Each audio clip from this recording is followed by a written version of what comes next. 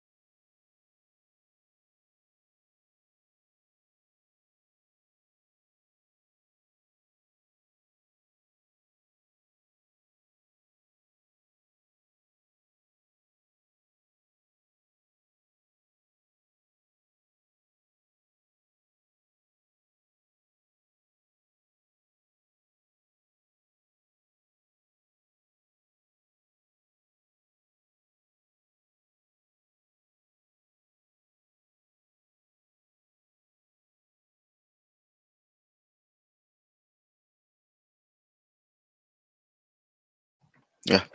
Hi everyone. Good morning. Good morning, Vijay. Morning. Good morning. Yeah. So next వచ్చేసి password attacks. So నిన్న వరకు మనం ఏం చదువుకున్నాం అంటే we discussed completely about the phishing. Okay, until phishing we discussed yesterday. So from today, what we are going to discuss is password attacks. Hmm? We'll see what is a password attack, how it is done, and why it is done. Okay, first and foremost, password attacks. Password attacks అంటే ఏమంటే నీ పాస్వర్డ్ని ఎవరైనా crack చేసి లేదా నీ పాస్వర్డ్ని break చేసి నీ సిస్టంలో ఎంటర్ అవడాన్ని మనం పాస్వర్డ్ అటాక్స్ అనేసి పిలుస్తాం అన్నమాట. ఓకేనా? లేదా పాస్వర్డ్స్కి ఉండే ఇంకొక పేరు ఏం తెలిసిన యూజర్ ఐడి పాస్వర్డ్కి ఉండే ఇంకొక పేరునే మనం క్రెడెన్షియల్స్ అంటాం. ఓకే, యూజర్ ఐడి అండ్ పాస్వర్డ్ని మనం both all together you call it as credentials. Okay, please remember this. User ID and password అనే వర్డ్ను మనం ఇంకపై వాడకూడదు. ఓకేనా? So this is again an another technical word. Okay, so credentials అంటే ఏం తెలిసిన user ID and పాస్వర్డ్ని మనం credentials అంటాం. So ఈ brute force one of the most common attack. మీకు ఒక రోజుకి 10 అలర్ట్లు వచ్చిందంటే దాంట్లో 4 నుంచి 5 వరకు బ్రూట్ ఫోర్స్ అటాక్సే ఉంటాయి. ఓకేనా? మీకు ఒక 10 అలర్ట్లు వచ్చిందనుకోండి, దాంట్లో 4-5 బ్రూట్ ఫోర్స్ అటాకే ఉంటుంది. Okay, so brute force attack అంటే ఏంది? బ్రూట్ ఫోర్స్ అటాక్ ఏ మెథడాలజీ ఫాలో అవుతుందో అనేసి చూద్దాం. ఓకేనా? బ్రూట్ ఫోర్స్ అటాక్ అంటే ఏమంటే నీ ఒక సిస్టమ్ ఒక క్రెడెన్షియల్స్ని బ్రేక్ చేసి లేదా నీ ఒక సిస్టమ్ ఒక క్రెడెన్షియల్స్ని తెలుసుకొని దాని ద్వారా నీ సిస్టమ్కి లేదంటే నీ అప్లికేషన్కి యాక్సెస్ చేయడాన్ని మనం బ్రూట్ ఫోర్స్ అటాక్ అంటాం. సో ప్రతి ఒక్క పాస్వర్డ్ అటాక్ ఒక అజెండా అదే అన్నమాట. సో క్రెడెన్షియల్స్ని క్రాక్ చేసి లేదా క్రెడెన్షియల్స్ని చేసి నీ సిస్టమ్‌కి ఎంటర్ అవ్వడమే one of the main agenda of brute force attack. Okay.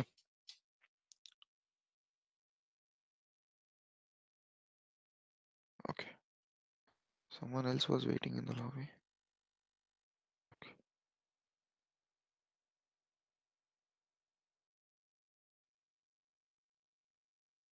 Okay. So, brute force attack గాని, ఎటువంటి పాస్వర్డ్ అటాక్స్‌కి గాని ఒక మెయిన్ అజెండా ఏమంటే, in order to break your credentials or get to know your credentials and enter into your application system or any website. Okay. And do whatever actions they are required to do, or whatever actions they are intended to do. They'll do that actions once after gaining your credentials or access to your account. Okay. So దీన్నే మనం password attacks అంటాం. అందులోనూ brute force attack, password attacks లో మనకు again 3 types of password attacks ఉన్నాయన్నమాట. So అందులోనూ first one వచ్చేసి brute force attack అన్నమాట. బ్రూట్ ఫోర్స్ అటాక్ ఏం చేస్తుందంటే, ఇది ట్రయల్ అండ్ ఎర్రర్ మెథడ్ వాడి పాస్వర్డ్ గెస్సింగ్ చేస్తుందనమాట. ఒక అటాకర్ ఏం చేస్తాడంటే, ఇప్పుడు నీ యూజర్ ఐడీ తెలుసుకుంటాడు. యూజర్ ఐడీ తెలుసుకున్నాక పాస్వర్డ్ మస్ట్ అండ్ షుడ్ కదా! In case if you want to enter into any application or any system, password is the required thing కదా! So, what he'll do, trial and error. Trial and error అంటే ఏం తెలుసునా? Try చేస్తాడు, error వస్తుంది. Try చేస్తాడు, error వస్తుంది. So, ఇలా trial and error మెథడ్‌ని follow అయ్యి, నీ పాస్వర్డ్ గెస్ చేసి, నీ యొక్క క్రెడెన్షియల్స్‌ని క్రాక్ చేయడానికి ట్రై చేస్తాడనమాట. దాన్నే మనం బ్రూట్ ఫోర్స్ అటాక్ అనేసి పిలుస్తాం. ఓకే. బ్రూట్ ఫోర్స్ అటాక్ అని దేన్ని పిలుస్తాం అనేసి అర్థమైందా? ట్రయల్ అండ్ ఎర్రర్ ద్వారా మన క్రెడెన్షియల్స్‌ని క్రాక్ చేయడానికి ట్రై చేస్తే, దాన్నే మనం బ్రూట్ ఫోర్స్ అటాక్ అనేసి పిలుస్తాం. Okay. Did you understand guys? Trial and error అంటే తెలిసినా, ఇప్పుడు మ్యాథ్స్‌లో ఒక ప్రాబ్లమ్ చేస్తాము. ఎర్రర్ వస్తది. ప్రాబ్లమ్ చేస్తాం. మళ్ళీ ఎర్రర్ వస్తుంది. సో, దీన్నే ఈ process continuously trying the process until you get success. That is nothing but trial and error method. Okay. Got it? Okay. Next వచ్చేసి క్రెడెన్షియల్ స్టఫింగ్ అనేసి ఒక అటాక్ ఉందన్నమాట. సో, ఈ క్రెడెన్షియల్ స్టఫింగ్ అటాక్‌లో ఏం జరిగిందంటే, ఫస్టు వాడేం చేస్తాడు, వెయిట్.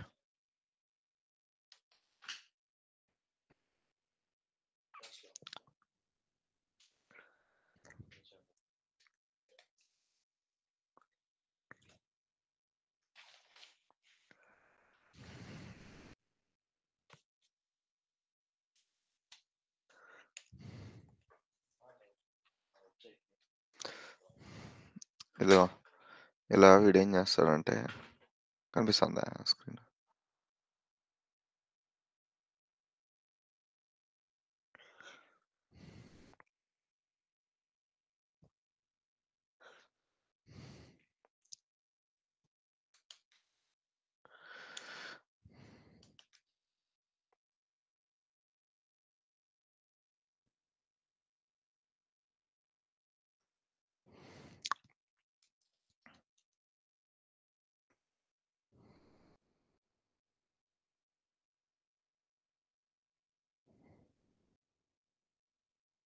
హ్మ్. సో, ఫస్ట్ ఇదొక యూజర్ ఐడీ. కనిపిస్తుందా? స్క్రీన్ కనిపిస్తుందా? Wait, let me zoom it out. ఇప్పుడు కనిపిస్తుందా? Yeah. Yes, Vijay. Okay. So, ఇది యూజర్ ఐడీ. ఇదొచ్చేసి ఈ కాలమ్ వచ్చేసి ఇది, లెట్స్ అస్యూమ్.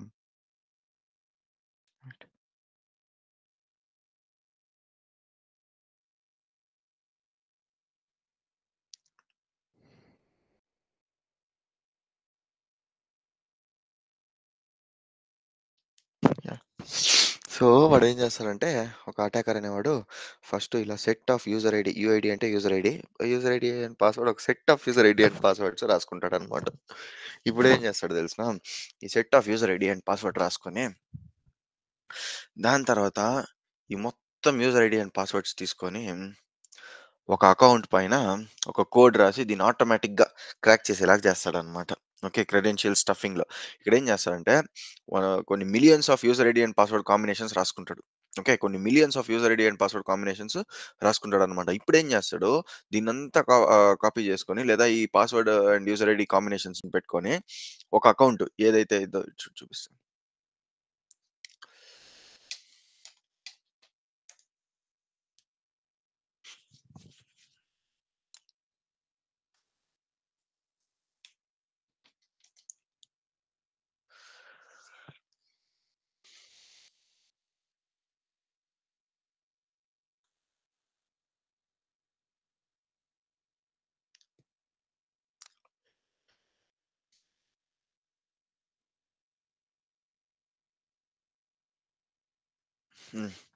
ఈడేం చేస్తాడంటే యెస్. సో, ఇప్పుడేం చేస్తారంటే అక్కడ రాసుకుంటాడు గదా! ఈ millions of user ID and password combinations రాసుకుంటాడు గదా! ఇప్పుడేం చేస్తారంటే ఈ పేజ్ యొక్క బ్యాక్ ఎండ్‌లో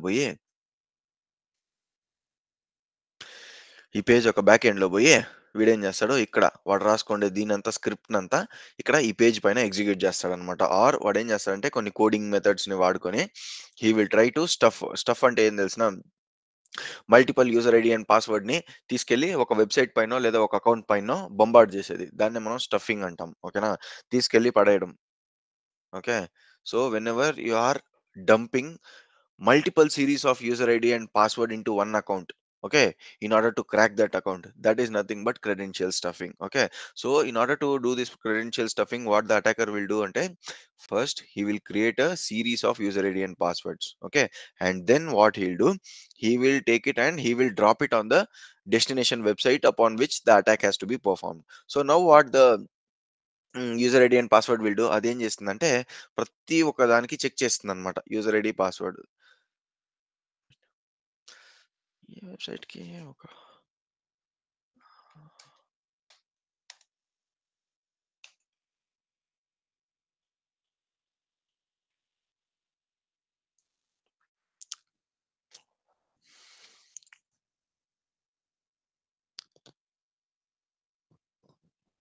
హ్మ్. వాడేం చేస్తాడో తెలిసిన ఫర్ ఎగ్జాంపుల్ ఇదే లాగిన్ పేజ్ అనుకుందాం. ఓకే. సో, ఈ యూజర్ ఐడీ అండ్ పాస్వర్డ్ ఏం చేస్తుందంటే ఇక్కడ ఉండదు కదా! మల్టిపుల్ అకౌంట్స్ ఫస్ట్ ఒక కోడ్ రాస్తాడు. ఆ కోడ్ ఏం చేస్తుందంటే యూజర్ ఐడీకి ఈ పాస్వర్డ్, ఒక యూజర్ ఐడీకి ఒక పాస్వర్డ్, యూజర్ ఐడీకి ఒక పాస్వర్డ్ అలా చేస్తూనే ఉంటుందన్నమాట. ఏదన్నా ఒకటి 2 మ్యాచ్ అయ్యి యాక్టివ్ మ్యాచ్ అయితే ఏమైతుంది? ఫర్ ఎగ్జాంపుల్ యూజర్ ఐడీను కరెక్ట్, పాస్వర్డ్ కరెక్ట్ అయితే నెక్స్ట్ యాక్టివ్ డైరెక్టరీ ఏం చేస్తుంది? యాక్సెస్ ఇస్తుంది. Very good. Yes. Active directory ఏం చేస్తుందంటే యాక్సెస్ ఇచ్చేస్తుంది. ఎందుకు యాక్సెస్ ఇచ్చేస్తుందంటే తన డేటాబేస్‌లో స్టోర్ అయ్యుండే యూజర్ ఐడీ పాస్వర్డ్‌కి మళ్ళీ ఇప్పుడు ఆ పర్సన్ ఎంటర్ చేసే యూజర్ ఐడీ పాస్వర్డ్ 2 సేమ్ ఉంటాయి కాబట్టి డేటాబేస్ ఆ రెండిటికి యాక్సెస్ ఇచ్చేస్తుందన్నమాట. Okay. So, this is about the credential stuffing. Credentials అంటే ఏంది? What you mean by credentials? Combination of user ID and password. Yes. So, ఎప్పుడైతే ఈ యూజర్ ఐడీ అండ్ పాస్వర్డ్‌ని ఒక series of user ID and password పెట్టుకొని దాని తర్వాత ఒక కోడింగ్ మెథడ్ ద్వారా వాడేం చేస్తాడంటే he will try to execute or he will try to drop multiple series of user ID and password on one destination account and then he will write a code in such a way that it tries to find every possible user ID and password. ఓకేనా? ఈ code ద్వారా మనము ఏం చేయాలంటే ఆటోమేటిక్‌గా 1 మినిట్‌కి more than 200, 300, 10,000 attempts కూడా చేయొచ్చనమాట 1 మినిట్‌కి. Excuse me Vijay. Yeah! So, ఇప్పుడు యాక్చువల్‌గా అంటే మనకి 2-3 ఛాన్సెస్ ఉంటాయి. మాక్సిమం అవును. 5. అవును. దెన్ ఆఫ్టర్ ఇప్పుడు వీళ్ళు ప్రోగ్రామ్ యూజ్ చేస్తారు కదా! లాగిన్ పేజ్‌లోని. అవును. అవును. కోడింగ్ ప్రోగ్రామ్ యూజ్ చేసి వీళ్ళు మిలియన్ టైమ్స్ అలాగా ట్రై చేస్తుంటారు. కరెక్ట్. హ్మ్. సో, మరప్పుడు వాళ్ళ ఐ మీన్ ఇంటర్ఫేస్ ఉంటది కదా! ఐ మీన్ లైక్ అమెజాన్ ఉంది. ఇప్పుడు మీరు అమెజాన్ అన్నారు. అర్థమైంది. అర్థమైంది. వాళ్ళ ఆ ఫైన్ క్వెషన్ అది. అర్థమైంది. నీ క్వెషన్ ఏమంటే ఇప్పుడు ఒక థ్రెషోల్డ్ లిమిట్ లేదా అంటాం. అది అప్లికేషన్ స్టెప్స్‌లో చెప్తాను ఉండు. ఓకే. ఫస్ట్ అటాక్ ఏ విధంగా జరుగుతుందని తెలుసుకుందాం. దాని తర్వాత మనం దాన్ని ఎలా స్టాప్ చేయొచ్చు, జరిగే అటాక్ ఏ విధంగా ఉంటుందనేసి మళ్ళీ చదువుదాం. ఓకేనా? ఈ 3 అయిపోయినాయి ఫస్ట్. దాని తర్వాత మిటిగేషన్స్ ఏముండాయి, నీ పాస్వర్డ్‌ని నువ్వు ఎలా సెక్యూర్ చేసుకోవాలి, ఏ అప్లికేషన్స్ వాడాలా, వాటి మాదిరిగా ఓవర్‌గా ఓవర్ యువర్ థ్రెషోల్డ్ లిమిట్ కన్నా ఎక్కువగా నీ పైన అటాక్ చేస్తుంటే నువ్వేం చేయాలా అదంతా నేను చెప్తా ఇదయిన తర్వాత. So, okay. ఇప్పటికి అర్థమైందా? ఇప్పటికే just the definition and how the attack works అనేది. ఓకే. యాహ్! ఓకే. నెక్స్ట్ వచ్చేసి పాస్వర్డ్ స్ప్రే అటాక్. సో, ఇక్కడ పాస్వర్డ్ స్ప్రే అటాక్‌లో ఏమంటే ఇది పాస్వర్డ్ స్ప్రే అనేది one of the dumb base attack అన్నమాట. సో, ఎలాగంటే నువ్వు తెలియకుండా ఏదైనా హ్మ్. నోన్ సీరీస్ ఆఫ్ పాస్వర్డ్ అంటే ఏంది? 1, 2, 3, 4 సీరియల్. Very good. ఓకే. 1, 2, 3, 4 అనే పాస్వర్డ్ పెట్టినప్పుడు మళ్ళీ ఇంకా జనరిక్ పాస్వర్డ్ సిరీస్ చెప్తారా? Like anything. Mobile numbers. Yeah! Mobile numbers పెట్టుకుంటారు. మళ్ళీ దాని తర్వాత ఇంకేం పెడతారు జనరల్‌గా పాస్వర్డ్. నేమ్ పాస్వర్డ్ అనేది విజయ్ అంటే Vijay very good. Okay. That is the easy password. Okay. Then మళ్ళీ? పాస్వర్డ్ అనేది పెడతారు. Very good. Very good. Yeah! Password పెడతారు కొంతమంది తిక్కలోళ్ళు. Yes. ఓకేనా? Date of birth. యాహ్! పెడతారు. దాని తర్వాత? Like some persons are using user ID, password same correct. numerical చేస్తుంటారు. పెట్టేస్తారు కొంతమంది తిక్కలోళ్ళు. మళ్ళీ? తర్వాత?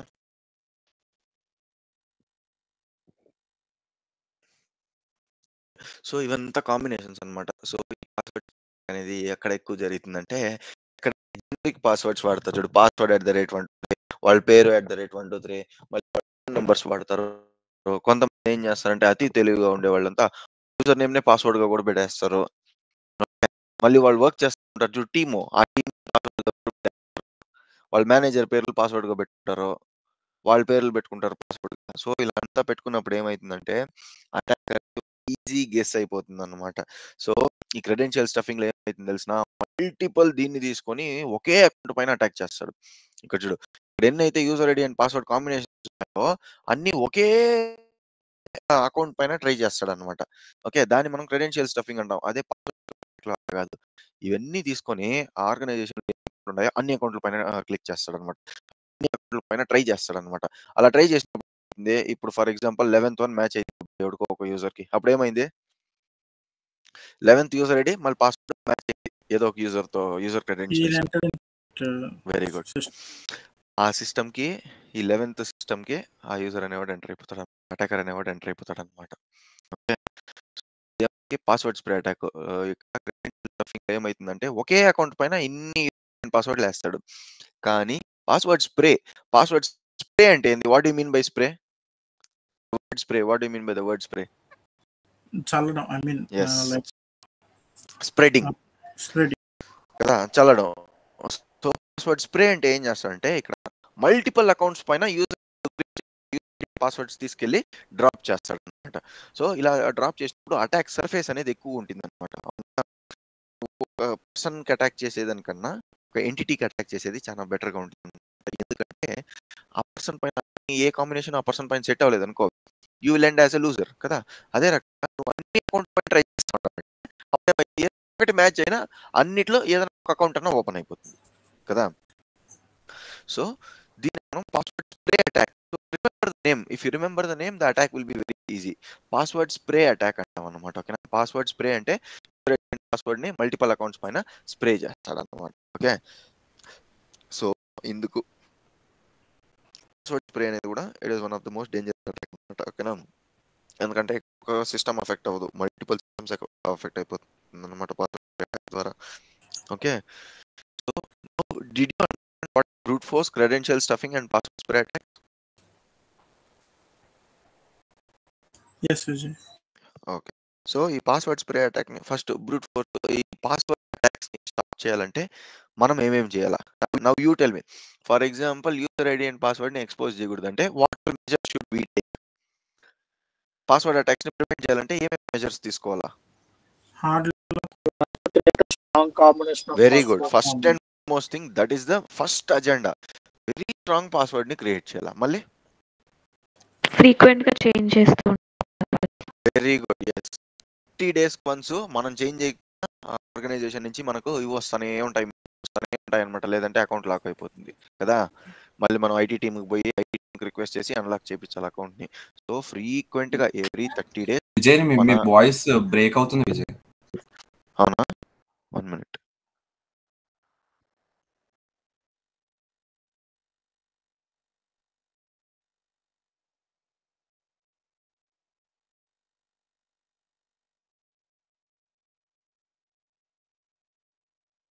హెడ్‌ఫోన్స్ కరెక్ట్‌గానే ఉంది.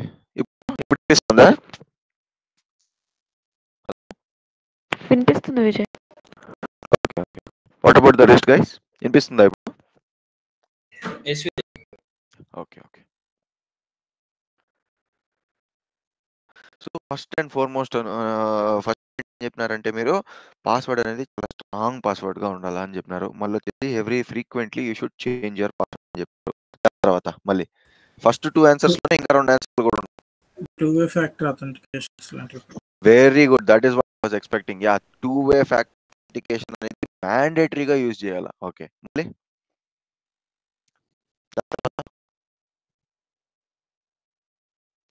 స్ప్రే అటాక్ లో చెప్తున్నారు కదా, దాన్ని చెప్పండి. పాస్వర్డ్ అట్లా యా, ఈజీలీ గెస్సింగ్ పాస్వర్డ్ ని ఎప్పుడు పెట్టకూడదు. మళ్ళీ పాస్వర్డ్ చేసి పెట్టకూడదు. Yes, that is also very important. Password అనేది మన సిస్టమ్ లో కానీ మన ఇన్ఫ్రాస్ట్రక్చర్ లో ఎక్కడ నోట్ చేసి పెట్టడం, రాసి పెట్టడం కానీ చేయకూడదు. మళ్ళీ next,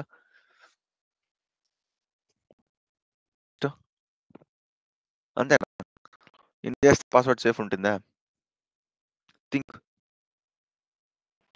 passwords with colleagues and all. Even that is important. So ఎవరికి, it is your manager also, నీ పాస్వర్డ్ చేయకూడదు. తను అడిగినాడంటే నువ్వేం ఏం చేస్తున్నావో చూపించే కానీ పాస్వర్డ్ ని మాత్రం అస్సలు చేయకూడదు. ఓకేనా? It can become a big, ఇది ఒక హెచ్ఆర్ అదేమంటాము పాలసీ, హెచ్ఆర్ పాలసీస్. ఓకేనా? మీరు పాస్వర్డ్ షేర్ చేస్తే మీకు ప్రాబ్లం ఉంటుంది, ఎవరైతే మీ దగ్గర పాస్వర్డ్ తీసుకుంటారో వాళ్ళు ప్రాబ్లంలో పడతారు. ఓకే, మళ్ళీ నెక్స్ట్ 5 పాయింట్స్. మళ్ళీ నెక్స్ట్,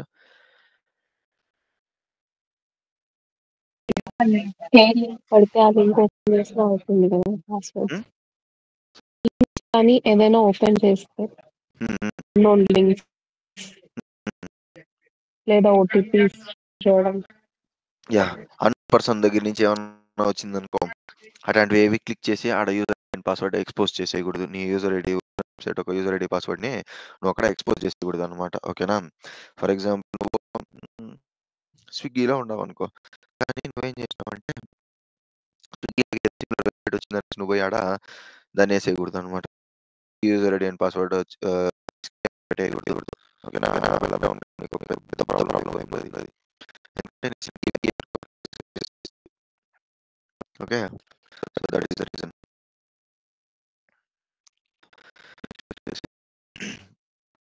ఇవంతా ఓకేనా? మళ్ళీ పాస్వర్డ్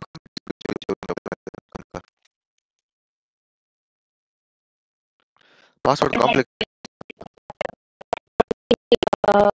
ఆల్ఫాబెటికల్లీ అలా 18 పెట్టుకుంటే. ఎస్, సో మన పాస్వర్డ్ అనేది కాంప్లెక్స్ గా ఉండాలన్నమాట. కాంప్లెక్స్ పాస్వర్డ్ లెంత్ వచ్చేసి మోర్ దెన్ 8 క్యారెక్టర్స్ ఉండాలి. లెంత్ వచ్చేసి 8 లెటర్స్ కన్నా లేదా 8 క్యారెక్టర్స్ కన్నా ఎక్కువ ఉండాలన్నమాట. దాని తర్వాత ఇంకొక రూల్ ఏం తెలిసిన, నువ్వు వాడే పాస్వర్డ్ ప్రీవియస్ గా వాడుంటావు చూడు, ఆ పాస్వర్డ్ తో మ్యాచ్ అవ్వకూడదు అనమాట. ఓకే, ప్రీవియస్ గా వాడిన పాస్వర్డ్ ఎవ్రీ 30 days ఇప్పుడు నువ్వు పాస్వర్డ్ చేంజ్ చేస్తావు అనుకో, ఇప్పుడు నా అకౌంట్ అనుకో, నా అకౌంట్ ఒక పాస్వర్డ్ వచ్చేసి ఏంటి పెట్టుకున్నాను అనుకో, నెక్స్ట్ కూడా అనేసి పాస్వర్డ్ రిపీట్ చేసి వాడకూడదు అనమాట. సో మనం ఎప్పుడు కానీ పాస్వర్డ్స్ ని రిపీట్ చేయకూడదు. దాని తర్వాత 2 ఫ్యాక్టర్ అథెంటికేషన్ అనేది కంపల్సరీగా ఫాలో అవ్వాలి, విచ్ యూ ఆల్రెడీ టోల్డ్. మళ్ళీ వచ్చేసి పాస్వర్డ్ ఇంకొకటి ఏమంటే ఒక థ్రెషోల్డ్ లిమిట్ సెట్ చేసి పెట్టాలన్నమాట. ప్రతి ఒక్క దానికి ఒక థ్రెషోల్డ్ లిమిట్ సెట్ చేసి పెట్టాలా. ఏమంటే ఎలాగంటే థ్రెషోల్డ్ లిమిట్, ఇప్పుడు ఒక పర్సన్ అనేవాడు వాడు అకౌంట్ కి more than 3 times fail login అయితే, అంటే మా ఆర్గనైజేషన్ లో ఇప్పుడు ప్రస్తుతానికి థ్రెషోల్డ్ లిమిట్ వచ్చేసి 5 ఉంది. మిమ్మల్ని ఇంటర్వ్యూ అడిగినాడు అనుకో, what is the threshold limit for your password policy అంటే మీరు ఏం చెప్పాలంటే 5 attempts అని చెప్పాలి. సో థ్రెషోల్డ్ లిమిట్ అంటే ఏం తెలిసిన, ఒక మనిషి 5 అనుకో, ఫర్ ఎగ్జాంపుల్ 5 అని పెట్టుకోండి థ్రెషోల్డ్ లిమిట్. ఆర్గనైజేషన్ లో థ్రెషోల్డ్ లిమిట్ అనేది 5 సెట్ చేసినారు. దాని అర్థం ఏంటంటే ఒక పర్సన్ వాడి అకౌంట్ కి ఓన్లీ 5 times మాత్రమే కొట్టినప్పుడు ఏమైతుందంటే వాడి అకౌంట్ లాక్ అయిపోతుంది. ఓకేనా? దీన్ని మనం థ్రెషోల్డ్ లిమిట్ అంటాం. Okay, so more than 5 times వాడు ఏమన్నా రాంగ్ యూజర్ ఐడి అని పాస్వర్డ్ చేసినాడంటే వాడి అకౌంట్ అనేది లాక్ అయిపోయి వాడికి ఏం మెసేజ్ వస్తుంది తెలిసిన, మొబైల్ ఫోన్ వస్తుంది లేదా screen account is been temporarily locked, please and validate your authenticity అనేసి వస్తుంది. Have you seen this kind of messages? If you do multiple failure logins on any website, Yes. your account is temporarily locked, please contact your administrator or confirm your authenticity అనేలాగా వస్తుంది ఒక message. Okay. So ఏటీఎంలో ఎక్కువ వస్తుంది. ఏటీఎంలలో కూడా ఎక్కువ వస్తుంది. ఎందుకు దాన్ని మనం థ్రెషోల్డ్ లిమిట్ అంటాం. 3 కన్నా ఎక్కువ సార్లు, 4 కన్నా ఎక్కువ సార్లు లేదా 5 సార్లు ఏమన్నా నువ్వు ఫెయిల్యూర్ లాగా ఐ మీన్ రాంగ్ పాస్‌వర్డ్ లేదంటే రాంగ్ క్రెడెన్షియల్స్ ఎంటర్ చేసినావంటే అప్పుడు దాన్ని లాకింగ్‌లో పెడతారన్నమాట. ఎందుకు ఇలా లాకింగ్‌లో పెట్టాలంటే already someone asked the question like what if you try million times user identity and passwords. So you can prevent that kind of ఓకేనా. ఐదో సారికి వాడిని స్టాప్ చేసేయొచ్చు అనమాట. ఓకేనా. ఇన్ కేస్ ఐదో సారి then there is nothing we can do about it. But we can ensure that we'll get alerts in the name user found login. ఇప్పుడు ఒకడు లాగిన్ అయి ఉంటాడు, మళ్ళీ ఇంకొక అదే పర్సన్ అదే డివైస్కి లాగిన్ అవుతాడు అనుకో, అప్పుడు మనకు అలర్ట్ అనేది వచ్చేస్తుంది అనమాట. ఎలాగంటే user found logging in from different devices అని ఎలాగ అలర్ట్ వస్తుంది అనమాట. మనం ఇమీడియట్గా చెక్ చేసి అక్కడ ఏం జరుగుతుందో ఇమీడియట్గా చెక్ చేసి చూడాలి అనమాట. ఓకే. సో థ్రెషోల్డ్ లిమిట్ అనేది చాలా చాలా చాలా చాలా ఇంపార్టెంట్ అనమాట. థ్రెషోల్డ్ అనేది లేదనుకో అటాకర్ అనేవాడు ఇష్టం వచ్చిన సార్లు ట్రై చేస్తాడు యూజర్ ఐడి క్రెడెన్షియల్స్ క్రాక్ చేయడానికి. సో వాడిని ప్రివెంట్ చేయాలంటే అందువల్ల మనం ఏం చేయాలంటే థ్రెషోల్డ్ లిమిట్ అనమాట.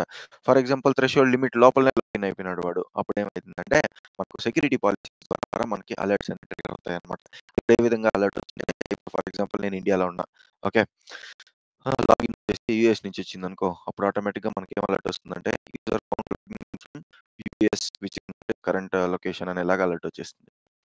ఇంపాసిబుల్ ట్రావెల్ యాక్టివిటీ అనేలాగా అలర్ట్ వచ్చేస్తుంది అనమాట. అంటే నువ్వు ఇన్ని రోజులు ఇండియా నుంచి లాగిన్ అవుతున్నావు, సడన్ గా నువ్వు ఒక 100 కిలోమీటర్స్ దాటి ఒక 200 కిలోమీటర్స్ దాటి నువ్వేమైనా లాగిన్ అయినావు అనుకో, ఆటోమేటిక్ గా మనకు అలర్ట్ అనేది వచ్చేస్తుంది.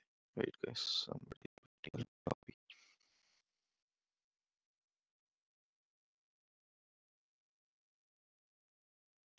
suspicious user. Harish, is that you? Yes, Vijay. Yes. Okay.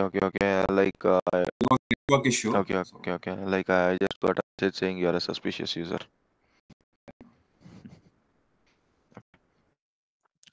So yeah, దాని తర్వాత ఎన్ష్యూర్ చేసుకోవాలంటే ఇప్పుడు I was telling about impossible travel activity. So impossible travel యాక్టివిటీలో ఏం జరిగిందంటే ఆ అలర్ట్ రూల్స్ అండ్ రెగ్యులేషన్స్ ఏ విధంగా సెట్ చేసి ఉంటారో తెలిసిన అనేవాడు వాడు నార్మల్ లాగిన్ లొకేషన్ తప్ప వేరే ఏదైనా వేరే ఏ లొకేషన్లో కూడా లాగిన్ అయితే నాకు ఇమీడియట్గా అలర్ట్ ఇయ్యి అనేలాగా నీకు అలర్ట్ వచ్చేస్తుంది అనమాట, నోటిఫికేషన్ వచ్చేస్తుంది అనమాట. అప్పుడు దాన్ని బట్టి మనం యూజర్ కాంటాక్ట్ అయ్యి మనం వాటితో చెక్ చేసుకోవచ్చు అనమాట. ఇది నువ్వే లాగిన్ ఏమైనా ఐడియా ఉందా, ఇప్పుడు నువ్వే లాగిన్ చేసినావు అనేసి నీకేమైనా ఐడియా ఉంది అనేసి మనం అడగచ్చు అనమాట. ఇన్ కేస్ వాడు నేనే చేసినామంటే ఓకే వెల్ అండ్ గుడ్ అనేసి చెప్తాం. ఇన్ కేస్ నేను చేయలేదు అన్నాడు అనుకో, ఇది steps. In case for example password మనకు అలా వచ్చింది, కానీ వాడు చెప్తాడు నేను పాస్వర్డ్ ఏదైనా పార్టీ చేసుకుంటున్నాను అని చెప్పాడు. మనం ఏం చేస్తామంటే ఇమీడియట్గా వాడిని లాగిన్ అవ్వమని చెప్పేసి వాడిని యూజర్ పాస్వర్డ్ని రీసెట్ చేయమని చెప్తాం అనమాట. లేదు వాడు షిఫ్ట్లోనే లేదు, వాడు నిద్రపోతున్నాడు, నువ్వు మెసేజ్ చేసినా రిప్లై లేదు, కాల్ చేసినా పిక్ చేయలేదు అనుకో, అప్పుడు ఏం చేస్తామంటే ఐటీ టీమ్కి చెప్పి ఇమీడియట్గా వాడు అకౌంట్ని లాక్ చేపిస్తావు. లాక్ చేయకపోతే ఏమవుతుంది? ఆథరైజేషన్ ఇస్తుంది. యా. సో ఫర్ ఎగ్జాంపుల్ ఇప్పుడు నేను నీ సిస్టమ్ ఒక క్రెడెన్షియల్స్ని క్రాక్ చేసేసిన, నువ్వు షిఫ్ట్లో లేవు, లేదా నీ వెబ్సైట్కి లేదా నీ అకౌంట్ ఒక డీటెయిల్స్ని నేను గ్యాదర్ చేసేసిన, కానీ నువ్వు షిఫ్ట్లో లేవు. నువ్వు ఇప్పుడు ఒక 10 నిమిషాల ముందే ఆఫ్లైన్ వెళ్ళిపోయినావు, ఫోన్ చేస్తే ఫోన్ ఎత్తలేదు, మెయిల్ చేస్తే రిప్లై లేదు, టీమ్స్లో మెసేజ్ చేసినా కానీ రిప్లై లేదు. అలాంటి పరిస్థితుల్లో మనం ఏం చేస్తామంటే డైరెక్ట్గా ఐటీ టీమ్ కాంటాక్ట్ అయ్యి వాడు మేనేజర్కి ఇన్ఫార్మ్ చేసి, వాడు మేనేజర్ని మెయిల్లో సీసీలో పెట్టి వాడు మేనేజర్కి ఇన్ఫార్మ్ చేసి ఇలాగా ఒక అటాక్ జరుగుండది, we're not sure if the user is aware of this activity or not, so please close or please lock the account for a time being అని చెప్తాం అనమాట.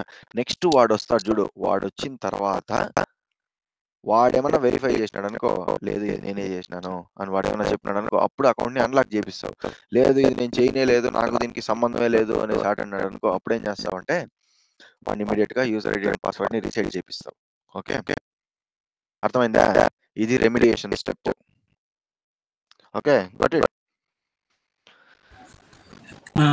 One thing I have to ask, like in some like in financial sectors and banking and all these things, They are asking for a security questions Yeah. like what is your school name? That is nothing but What's multi-factor authentication. right? Okay. That is something called multi-factor authentication. అంటే 2 times నిన్ను నువ్వే verify చేయడానికి ఇంకొక step అంతే అది. Okay. Any other questions? మళ్ళీ nobody told me about password which we're saving in the cookies. So మీరు ఇక్కడ చేసినారంటే బ్రౌజ్ చేసేటప్పుడు ఇక్కడ పాస్వర్డ్ సేవ్ చేస్తారు కదా. Is that allowed as per the policy? Can you save your passwords? No. Yeah, why nobody told about that? So ఎప్పుడు కానీ మీ పాస్వర్డ్ని అది organisation అకౌంట్లో ఎప్పుడు కానీ మీ పాస్వర్డ్ని సేవ్ చేయొద్దండి లేదా స్టోర్ చేయొద్దండి. ఎందుకు స్టోర్ చేయకూడదు చెప్పండి? మన For example, use చేసి వన్ బై వన్ ఇక్కడ పాస్వర్డ్ ఉంటుంది. ఆటో ఫిల్ లేదంటే ఆటో స్టోరేజ్ అని. కాన్ఫిగరేషన్ పెట్టడం వల్ల మనం కాకుండా వేరే ఈవెన్ ఇప్పుడు మీరు వచ్చినా సరే ఇమీడియట్ గా మీరు లాగిన్ అయిపోతున్నాయి అకౌంట్ లో. ఎస్. సో అలా పెట్టినప్పుడు అటాకర్కి మనం ఏం చేస్తాము, easy path or easy way ఇస్తాడు వాడికి అనమాట. సో వాడు ఏం చేస్తాడు, ఇప్పుడు మనం ఇచ్చేది దీని అంతా పెట్టుకొని వాడు ఏం చేస్తాడంటే ఆటోమేటిక్గా ఒక అకౌంట్ హ్యాక్ చేయాలని వచ్చి ఉంటాడు. వాడు ఏం చేస్తాడు, మల్టిపుల్ అకౌంట్స్ని హ్యాక్ చేస్తాడు అనమాట. ఓకే, అప్పుడు ఏమవుతుందంటే మల్టిపుల్ అకౌంట్స్ వాడి చేతిలో వెళ్ళిపోతుంది. Okay, so this is the reason why you should not save any of your passwords. Got it? Please avoid it even if you are trying to do it. ఎక్కడ save చేసుకోవచ్చు అంటే మనకి key pass అనేసి ఒక encrypted ఇది ఉందన్నమాట. కనిపిస్తుందా?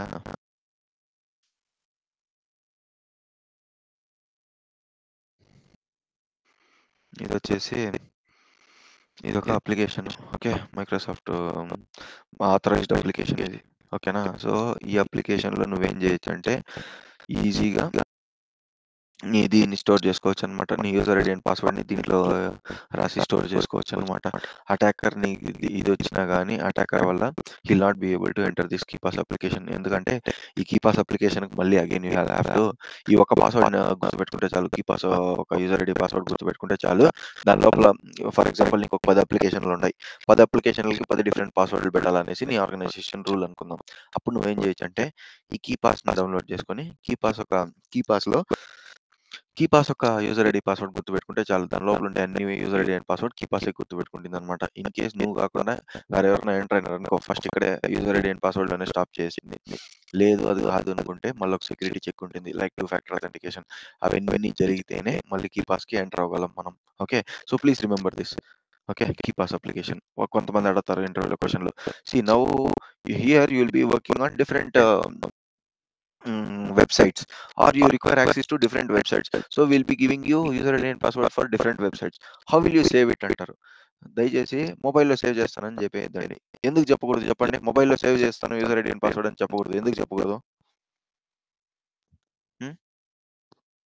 Why you should not save? Easily can ya, mobile అనేది మీ సోషల్ మీడియా వెబ్సైట్స్ ఉంటాయి, మీ ఓపెన్ సోర్స్ వెబ్సైట్స్ ఉంటాయి, మళ్ళీ మీ మెయిల్కి యాక్సెస్ ఉంటుంది. వన్స్ మీ మెయిల్ యాక్సెస్ చేసినంటే ఎంటైర్ ఇన్ఫ్రాస్ట్రక్చర్లో ఉండే మొత్తం డీటెయిల్ని వాడికి తెలిసిపోతుంది. ఇన్ కేస్ మీ మొబైల్ ఫోన్లో ఏమన్నా user ID and password store చేసి పెట్టుకుంటారు అనుకోండి, అప్పుడు మొత్తం తెలిసిపోతుంది అనమాట వాడికి. Okay, so that is the reason I'm telling you not to save any passwords. మళ్ళీ పాస్వర్డ్ కాంప్లెక్సిటీ చేసేటప్పుడు మీరు ఇలాంటి సింపుల్ గెస్సింగ్ పాస్వర్డే వాడండి. కానీ సింపుల్ గెస్సింగ్ పాస్వర్డ్ వాడినప్పుడు try to make alterations to the upper case and lower case letters. ఓకేనా? Capital లెటర్స్కి small లెటర్స్కి మీరు ఎప్పుడైతే ఏమంటామో దాన్ని కేస్ సెన్సిటివ్ ఎప్పుడైతే వాడతారో అప్పుడు మీ పాస్వర్డ్ ఇంకా స్ట్రాంగ్గా ఉంటుంది.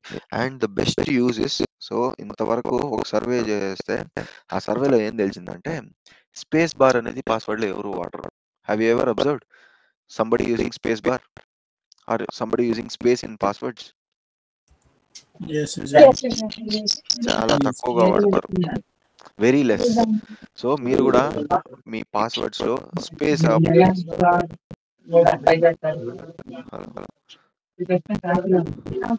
Guys can you please mute? Thank you. So మీరు ఎప్పుడైతే స్పేస్ బార్ వాడతారో లేదా స్పేస్ వాడతారో మీ పాస్వర్డ్ అనేది ఇంకా స్ట్రాంగ్గా ఉంటుంది అనమాట. ఎందుకంటే it will be easy for a person to decide where actually the space comes between the words. ఓకేనా? So make sure you are properly using it. Okay, password complexity, మళ్ళీ పాస్వర్డ్కి మిటిగేషన్స్, మళ్ళీ రెమిడియేషన్స్ అర్థమైందా? Did you understand? Yes. Yes, Vijay. Okay. So now we'll jump into the next topic.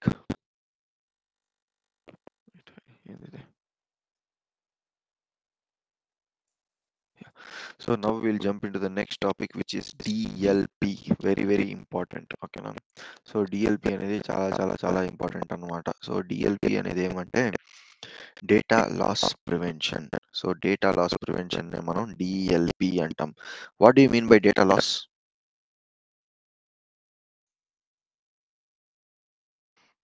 Data loss prevention అంటే ఏంది? The answer is there in the question itself. We are losing our data. లాస్ ని I mean, data, I mean, పోగొట్టుకోవడం, steal చేయడం, like our information. Losing your confidential data, that is nothing but data loss prevention. ఓకేనా? So నీ ఆర్గనైజేషన్లో ఉండే ఒక sensitive data ఉంటుంది కదా, ఆర్ నీ ఆర్గనైజేషన్లో ఒక కాన్ఫిడెన్షియల్ డేటా ఉంటుంది కదా, ఆ డేటాని దారబోసుకోకుండా లేదా అన్ఆథరైజ్డ్ అటాకర్ చేతిలో వెళ్లకుండా ప్రివెంట్ చేయడం లేదా స్టాప్ చేయడాన్ని మనం ఏమంటామంటే డేటా లాస్ ప్రివెన్షన్ అంటాం. Whenever you are trying to defend or protect your data from falling into the wrong hands, that is nothing but DLP. Okay, got it? So ఈ DLP అనేది ఎలా work అవుతుందంటే, నీ sensitive డేటాని first identify చేసి నువ్వేం చేయాలంటే దానికి పాలసీస్ అనేది రాయాలా, or you should write multi authentications. Okay, so that your data will not be under threat. దానికి మనం ఏమేం చేయాలా? ఓకే, ఫస్ట్ అండ్ ఫార్మోస్ట్ వచ్చేసి మన నీ సిస్టంలో నుంచి డేటా ఒకడు స్టీల్ చేయకూడదు అంటే నువ్వేం చేయాలా? ఇప్పుడు ఇది నా సిస్టము. ఓకే, దీంట్లో ఈ ఫైల్స్ అన్నీ ఉన్నాయి. ఓకేనా? ఈ ఫైల్స్ అన్నీ కాన్ఫిడెన్షియల్ ఫైల్స్. ఓకే, సో ఈ ఫైల్స్ అన్నిటిని నేను దారపోసుకోకూడదు అంటే నేనేం చేయాలా? లేదా అటాకర్ ఎవడు నా ఫైల్స్ని స్టీల్ చేయకూడదు అంటే నేనేం చేయాలా? Don't use any third party applications. Yes, very good. Third party అప్లికేషన్స్ని వాడకూడదు. మళ్ళీ ఒక ఫోల్డర్ క్రియేట్ చేసి దాని పాస్వర్డ్ పెట్టాలి. Yes, very good. Password secure చేసి ఆ ఫోల్డర్ని ప్రొటెక్ట్ చేసుకోవాలి. మళ్ళీ Cloud లో క్లౌడ్ డిప్లాయ్ చేసి క్లౌడ్లో కూడా మనం ఇలాగ password and user ID and password వేసి అక్కడ కూడా మనం స్టోర్ చేసి మనం దీన్ని ప్రొటెక్ట్ చేసుకోవచ్చు. దాని తర్వాత ఫిజికల్ దీనికి వచ్చేసరికి what are the precautions you need to take? External hard disk use చేసుకోవచ్చు.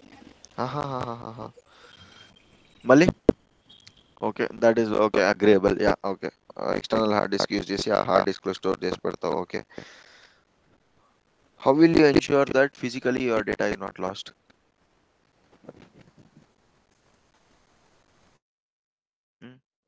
పోర్ట్స్ బ్లాక్ చేస్తావు. పోర్ట్ అంటే ఏంది? యూఎస్బి పోర్ట్ ఉండదు కదా, Right. USB port, C port and all. C పోర్ట్ని బ్లాక్ చేయకుంటే ఏమవుతుంది? లేదా సిడి డ్రైవ్ వేసి ఎలాగా నీ సిస్టంలో యాక్సెస్ ఉంటే ఏమవుతుంది? ఈజీగా కాపీ చేసి అక్కడ పేస్ట్ చేసుకొని ఈజీగా ఇన్ఫర్మేషన్ తీసుకెళ్ళిపోవచ్చు అనమాట అటాకర్ అనేవాడు. So first and foremost thing physical పోర్ట్స్ని బ్లాక్ చేయాలి. ఓకేనా? That is the main thing in order to prevent DLP. First and foremost ఏం చేయాలి? ఫిజికల్ పోర్ట్స్ని బ్లాక్ చేయాలి. ఓకేనా? బ్లాక్ చేసినాక ఏం చేయాలి? మీరు చెప్పినట్టుగా సెన్సిటివ్ ఇన్ఫర్మేషన్ అంతా తీసుకెళ్ళి ఒక ఫోల్డర్లో పెట్టి ఆ ఫోల్డర్ని మనం ప్రొటెక్ట్ చేసుకోవాలి by using passwords and multifactor authentications. అవునా? Just like how we do KeePass application అలాగా మనం ప్రొటెక్ట్ చేసుకోవాలన్నమాట. మళ్ళీ దాని తర్వాత డిఎల్పి సాఫ్ట్వేర్స్ని ఇన్స్టాల్ చేసుకోవాలి ప్రతి ఒక్క సిస్టంలో. ఈ డిఎల్పి సాఫ్ట్వేర్ ఒక పని ఏం తెలిసిన, ఇది ఒక సెక్యూరిటీ గార్డ్ లాగా యాక్ట్ చేస్తుంది అనమాట ఈ డిఎల్పి సాఫ్ట్వేర్. లాస్ అయిన డేటాని మనం రిట్రీవ్ చేసుకోవచ్చు. అట కాదు, లాస్ అవ్వక ముందే ఇది వచ్చేసి ప్రివెన్షన్ మెథడ్ అన్నమాట ఇది. ఓకేనా? This is not a backup method. Loss అయిన డేటాని నువ్వు బ్యాకప్ చేయాలంటే దాన్ని ఆబ్వియస్గా నువ్వు క్లౌడ్లో పెడితే బ్యాకప్ చేయనవుతుంది. ఫిజికల్ డివైస్లో పెడితే బ్యాకప్ చేయలేవు.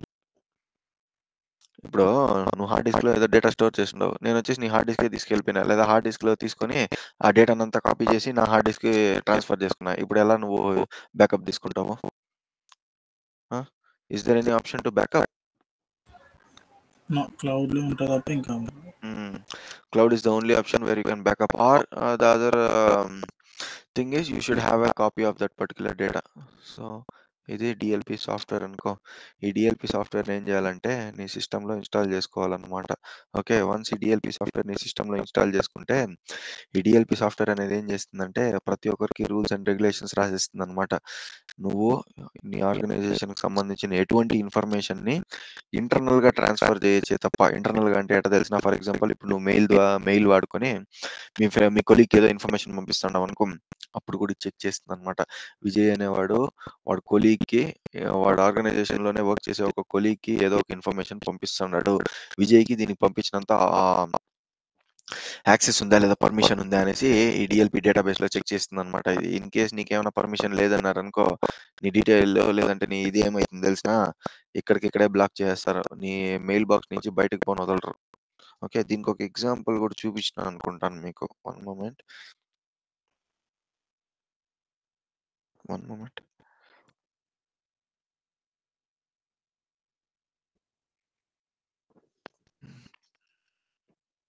Give me a moment.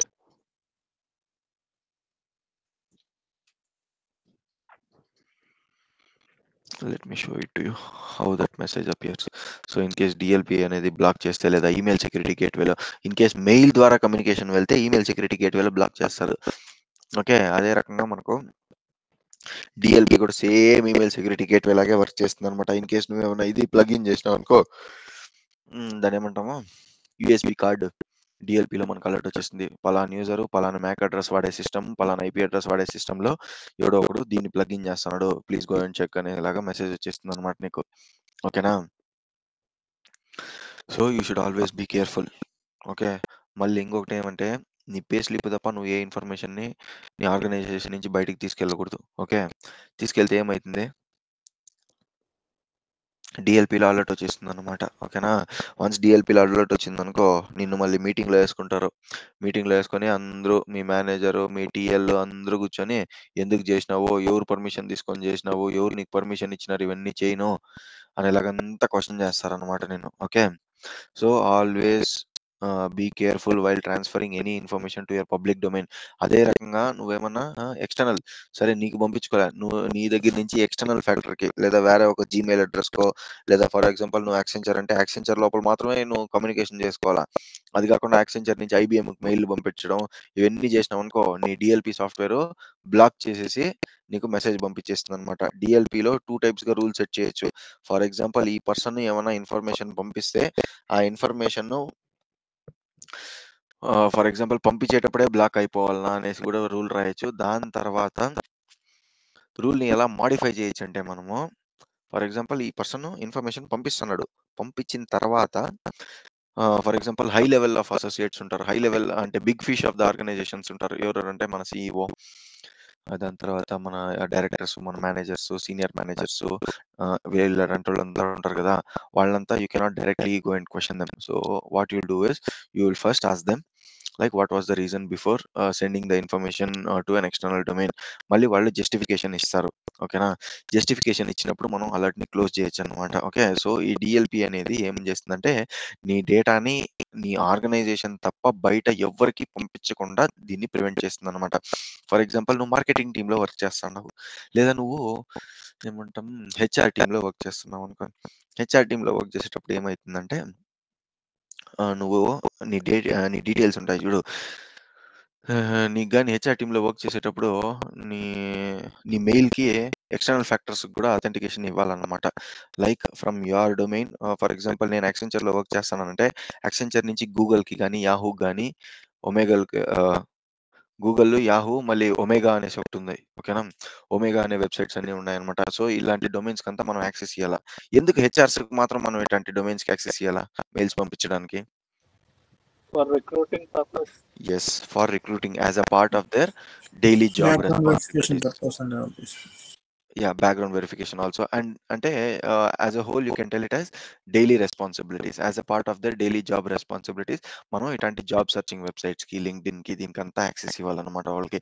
వాళ్ళకనేసి మనం స్పెషల్‌గా రూల్స్ రాసి, ఆ పర్సన్ పేరు, మళ్ళీ ఆ పర్సన్‌కి ఏ వెబ్‌సైట్‌కి యాక్సెస్ ఇవ్వాలనేసి మనం డీఎల్‌పీ సాఫ్ట్‌వేర్‌లో గాని ఎంటర్ చేసినామనుకో, ఫర్ ఎగ్జాంపుల్ వాడికి జీమెయిల్‌కి మాత్రం యాక్సెస్ ఉంది. కానీ యాక్సెంచర్ డొమైన్‌కి పంపించిన యాక్సెస్ లేదనుకో, అప్పుడేమైతుందంటే డీఎల్‌పీ సాఫ్ట్‌వేర్ వాడిని ఆటోమేటిక్‌గా అక్కడికక్కడే స్టాప్ చేసి వాళ్ళ మేనేజర్‌కి ఒక మెయిల్, మళ్ళీ మన సెక్యూరిటీ టీమ్‌కి ఒక మెయిల్ వచ్చేస్తుంది. లేదా ఒక నోటిఫికేషన్ వచ్చేస్తుంది. This particular user is trying to send some information to an external factor అనేసి వాడు ఏమేమి ఇన్ఫర్మేషన్ పంపిస్తున్నాడో అంత డీటెయిల్‌గా మనకి డీఎల్‌పీ సాఫ్ట్‌వేర్ మనకు చూపించేస్తుందన్నమాట. ఓకేనా?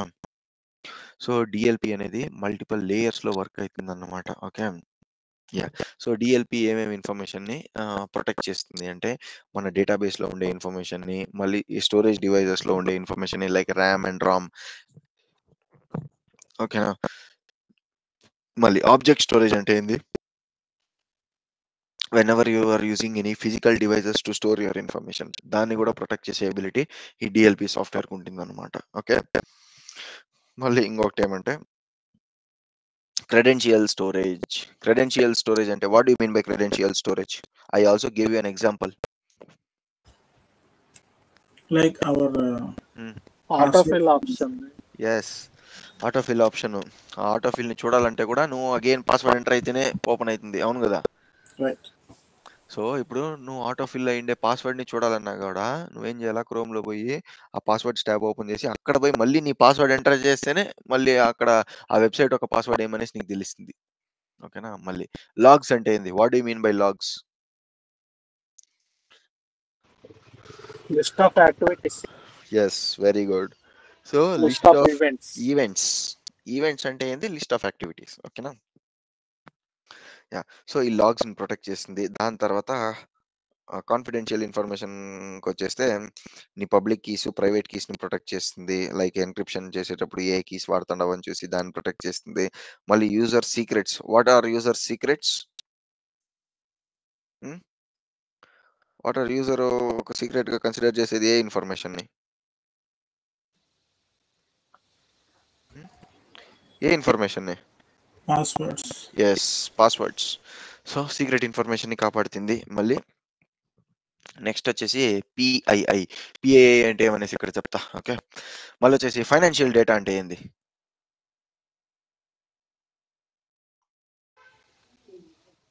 Salary. Account numbers. Yes. Account numbers అలాగా ఏదైనా finance passwords related and datas. Yes. Our you are right. Balance everything. Finance related డేటాస్‌ని ఎవరికీ ఎక్స్‌పోజ్ చేయకుండా చూస్తుంది. ఇది ఎక్కువగా ఎక్కడ పనికొస్తుందంటే బ్యాంక్స్, ఇన్స్యూరెన్స్ కంపెనీస్ ఆహ్, ఎక్కడైతే మనీ రిలేటెడ్ ట్రాన్సాక్షన్ జరిగిందో అక్కడ వర్క్ అయితుందనమాట. సో, ఈ డీఎల్‌పీ అనే ఈ అప్లికేషన్ అనేది ఏం చేస్తుంది తెలిసినా? ఫస్ట్ ఇవన్నిటి దగ్గర ఏ ఏ టైప్ ఆఫ్ డేటా ఉందో చెక్ చేసుకుంటుందనమాట. ఓకేనా? మళ్ళీ చెక్ చేసిన తర్వాత ఏ ఏ డేటాని మనం కాన్ఫిడెన్షియల్‌గా పెట్టాలి అనేసి అడుగుతుందనమాట. మనం ఈ ఫైల్ కాన్ఫిడెన్షియల్‌గా పెట్టాలని చెప్పినామనుకో, అప్పుడేమైతుంది ఆ ఫైల్ ఎప్పుడైతే వాడు ఎక్స్‌టర్నల్ ఫ్యాక్టర్‌కి పంపిస్తున్నాడో అప్పుడు మనకి అలర్ట్ వస్తుంది. ఓకే. అర్థమైందా ఏ విధంగా వర్క్ అయితుంది డీఎల్‌పీ సాఫ్ట్‌వేర్ అనేసి? ఫర్ ఎగ్జాంపుల్ నీ సిస్టమ్‌లో ఈ ఫైల్ అనేది ఇది క్లౌడ్ అనుకుందాం. నేను ఈ ఫైల్‌ని క్లౌడ్‌కి అప్‌లోడ్ చేసిన. ఇది కనిపిస్తుందా? ఐఎల్స్ రీడింగ్ అనే ఫైల్‌ని నేను క్లౌడ్‌కి అప్‌లోడ్ చేసిన. ఓకే. ఈ ఐఎల్స్ రీడింగ్ అనే ఫైల్‌ని నేను క్లౌడ్‌కి అప్‌లోడ్ చేసినానని అనుకుందాం. ఓకేనా? ఇప్పుడేమైతుందంటే నేను చెప్తా. This has to be considered as one of the most confidential data అని నేను చెప్తాననుకో. ఎవ్వరన్నా వచ్చి ఈ ఫైల్‌ని ఎక్స్‌టర్నల్ పర్సన్‌కి షేర్ చేస్తా ఉంటే మనకు అలర్ట్ వచ్చేస్తుంది. ఏమని అలర్ట్ వస్తుందంటే confidential file is being shared to external factor అని ఎలాగ అలర్ట్ వస్తుంది. అదే రకంగా నువ్వు ఫర్ ఎగ్జాంపుల్ ఏదైనా ఒక షేర్ పాయింట్ ఉంటుందనుకో. లైక్ ఇదే తీసుకుందాం ఉండండి. సో, ఫర్ ఎగ్జాంపుల్ ఇదే అనుకుందాం. ఇదొక వెబ్‌సైట్ అనుకో. ఇలా ఏదైనా అన్‌ఆథరైజ్డ్ వెబ్‌సైట్‌కి నీ ఇంటర్నల్ డేటాని ఏదైనా అప్‌లోడ్ చేస్తా ఉంటే చూడు. అన్‌ఆథరైజ్డ్ వెబ్‌సైట్‌కి నీ ఇంటర్నల్ డేటా ఏదైనా అప్‌లోడ్ చేస్తా ఉంటావు చూడు. అలాంటి టైంలో కూడా మనకు అలర్ట్ వచ్చేస్తుందనమాట. దీన్ని కూడా మనం డీఎల్‌పీ కిందనే తీసుకుంటాం అనమాట. ఓకేనా? అర్థమైందా? డీఎల్‌పీ అనేది ఏ విధంగా వర్క్ అయితుందనేసి. This is very yes. Very important. Yeah!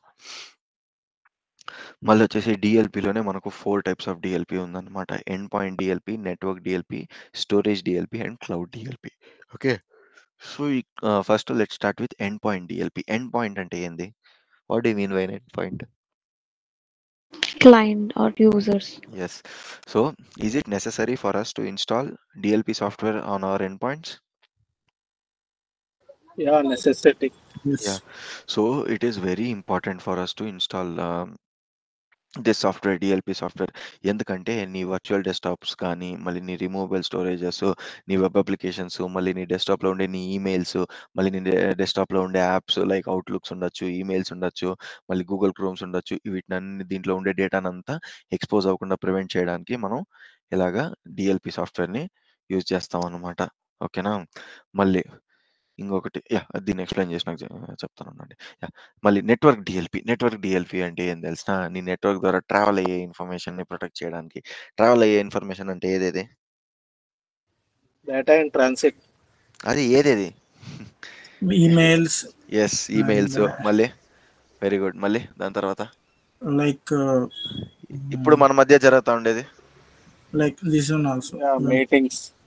Meetings, virtual calls. Okay, IP address.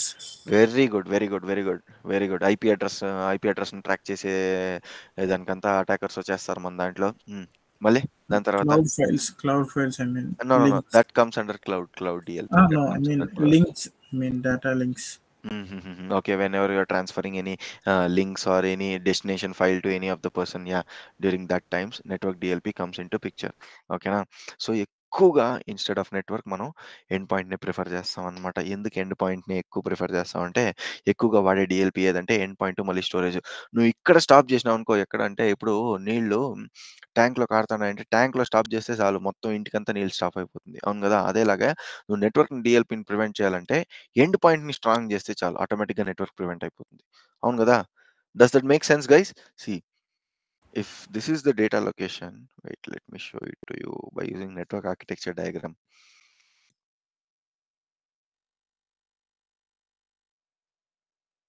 So data అనేది ఇక్కడి నుంచే కదా పాస్ అవుతుంది, లేదా లోపల నుంచి వస్తే ఈడికి ఏదైనా వస్తుంది. నువ్వు దీన్ని ఎప్పుడు స్ట్రాంగ్గా చేస్తావో, ఇక్కడుండే సర్వర్స్ని, ఇక్కడుండే ఎండ్ పాయింట్స్ని, ఇక్కడుండే డేటాబేస్ని, ఇక్కడుండే యాక్టివ్ డైరెక్టరీని ఎప్పుడు సెక్యూరిటీ స్ట్రాంగ్ చేస్తావో, is there any way to penetrate to the network and get out of the network?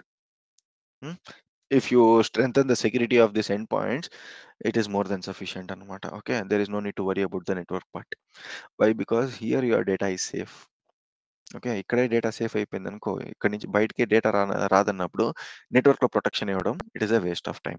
Okay, so always make sure you have a strong data protection in your end points. Okay, దాని తర్వాత storage DLP అంటే ఏంది? What do mean by, wait guys, somebody is meeting. Storage DLP అంటే ఏంది? What do mean by storage DLP? Like RAM and Storing files. ఎస్, Files. RAM కాదు, RAM, read only memory. Right. RAM, మళ్ళీ external storage devices. Okay, మళ్ళీ databases. Very good. Okay, databases నుంచి మళ్ళీ file servers నుంచి exchange Vijay. Servers. Yeah, hello, Vijay, అదే రామ్ గోపాల్ మాట్లాడుతున్నాను. చెప్పండి. అంటే మాకు ఏదైనా రియల్ టైమ్ సినారియో కూడా చూపిస్తారా మీరు? అంటే లాస్ట్ లో చూపిస్తా, ఇప్పుడేం చూపిను. అంటే Okay. ఇప్పుడు this is completely theory. Okay, so as I told you in the first class it self, first వచ్చేసి మనకు నెట్వర్కింగ్, మళ్ళీ సైబర్ సెక్యూరిటీ, మళ్ళీ రియల్ టైమ్ సినారియోస్. అంటే రియల్ టైమ్ అంటే ఎన్ని డేస్ ఇస్తారు మీరు ట్రైనింగ్ కింద? టైమింగ్ అంటే ఇట్ డిపెండ్స్ ఆన్ యూ అనమాట. సో ఎస్ఓపి షేర్ చేస్తాను, ఎస్ఓపిని ఎక్స్ప్లెయిన్ చేస్తాను, దాని తర్వాత టూల్ చూపిస్తాను, సిమ్ టూల్ అనేది చూపిస్తాను. ఓకే,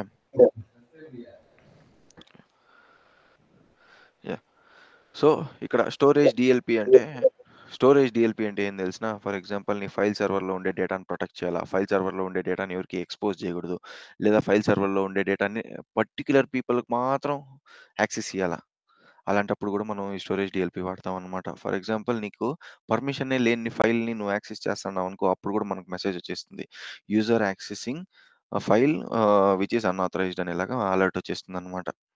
ఓకే, సో దీన్ని మనం స్టోరేజ్ డిఎల్పి అంటాం అనమాట. లేదా మన డివైజెస్ స్టోర్ అయ్యే డివైజెస్లో లేదా డేటాబేస్లలో కానీ ఉండే డేటాని ప్రొటెక్ట్ చేయడానికి మనం ఇలాగ స్టోరేజ్ డిఎల్పిని వాడతాం అనమాట. ఓకే, ఎక్స్చేంజ్ సర్వర్స్ అంటే ఏం తెలుసా? మెయిల్ సర్వర్, ఈమెయిల్ సర్వర్స్ని మనం ఎక్స్చేంజ్ సర్వర్స్ అంటాం. Okay, email communication flow explain చేసినానా? ఫస్ట్ నువ్వు ఈమెయిల్ పంపిస్తే నీ దగ్గర నుంచి సర్వర్కి పోతుంది, సర్వర్ నుంచి ఈమెయిల్ సెక్యూరిటీ గేట్వేకి పోతుంది. Did I explain you that? I think I have explained in the email security gateway. ఇది ఈమెయిల్ Yes. సెక్యూరిటీ గేట్వే చెప్పినప్పుడు మీకు ఒక డయాగ్రామ్ రాసి మీ మెయిల్ ఫస్ట్ సెండ్ అని కొట్టంగానే సర్వర్కి వెళ్తుంది, సర్వర్ నుంచి ఈమెయిల్ సెక్యూరిటీ గేట్వే పోతుంది, ఈమెయిల్ సెక్యూరిటీ గేట్వే చెక్ చేస్తుంది మీకు ఎక్స్టర్నల్ డొమైన్కి యాక్సెస్ ఉందా లేదా అనేసి. ఉంటే మాత్రమే నీకు మెయిల్ పంపిస్తుంది, లేదంటే ఈ మెసేజ్ వస్తుంది అని చెప్పినాను కదా. ఇదిగో ఈ మెసేజ్ వచ్చేస్తుంది అని చెప్పినాను కదా. Yes, yes, Vijay. See receiver server recipient server did not accept our request to connect. So ఇలాంటి ఒక మెసేజ్ వస్తుందని చెప్పినాను. Yes, I remember. Okay, so ఇదంతా బ్యాక్ ఎండ్ ప్రాసెస్ అన్నమాట. ఓకేనా, డిఎల్పి అనేది కూడా ఒక బ్యాక్ ఎండ్ ప్రాసెస్. మళ్ళీ లాస్ట్ వచ్చేసి క్లౌడ్ డిఎల్పి. ఎస్, నవ్వు ఇప్పుడు మీరు చెప్పండి, క్లౌడ్ డిఎల్పి ఎందుకు వాడతాం? అవుట్లుక్ అనేది ఆన్ క్లౌడా on premise?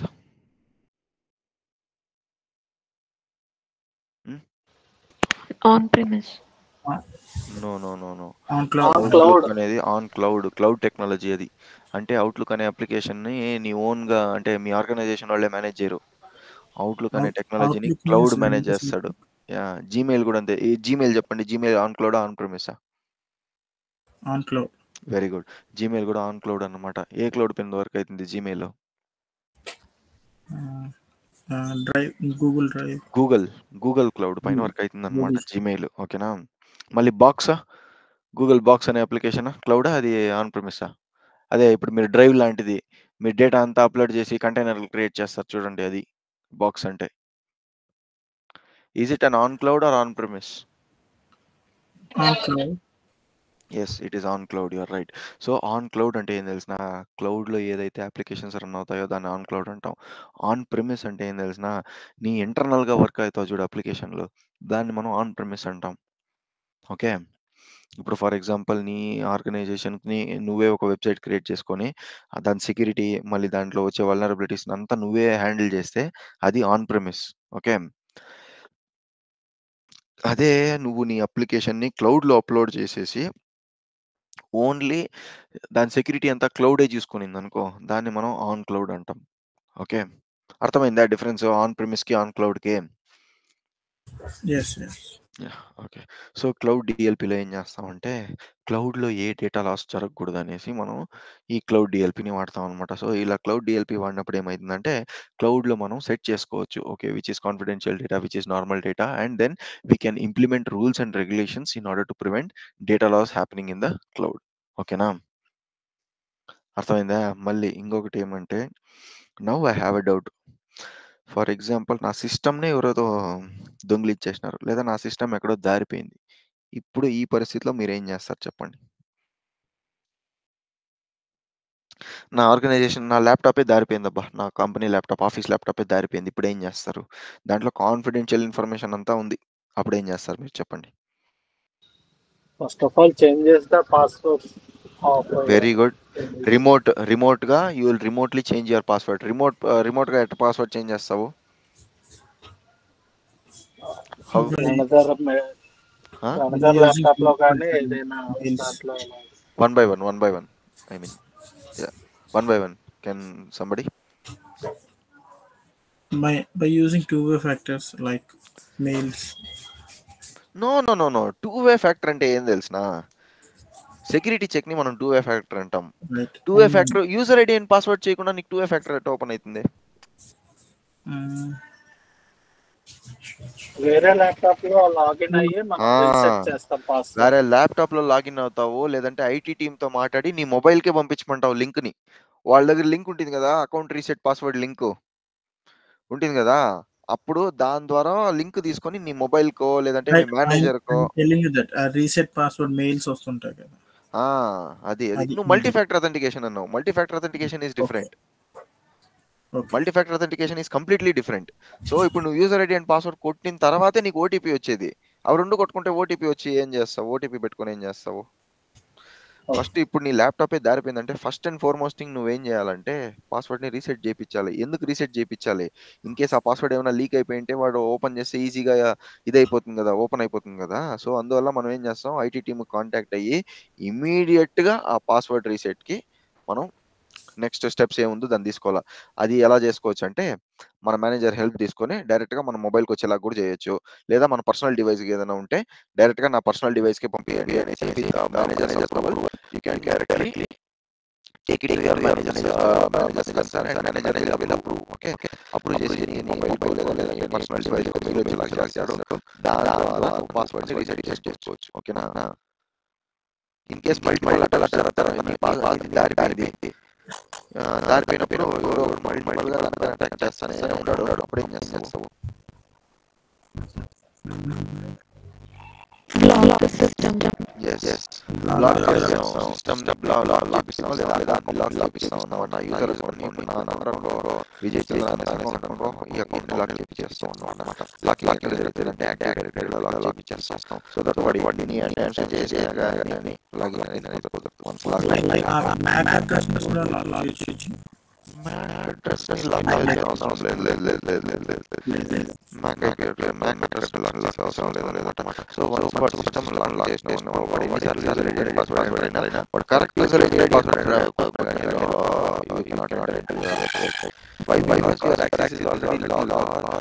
restricted from entering into your system. So that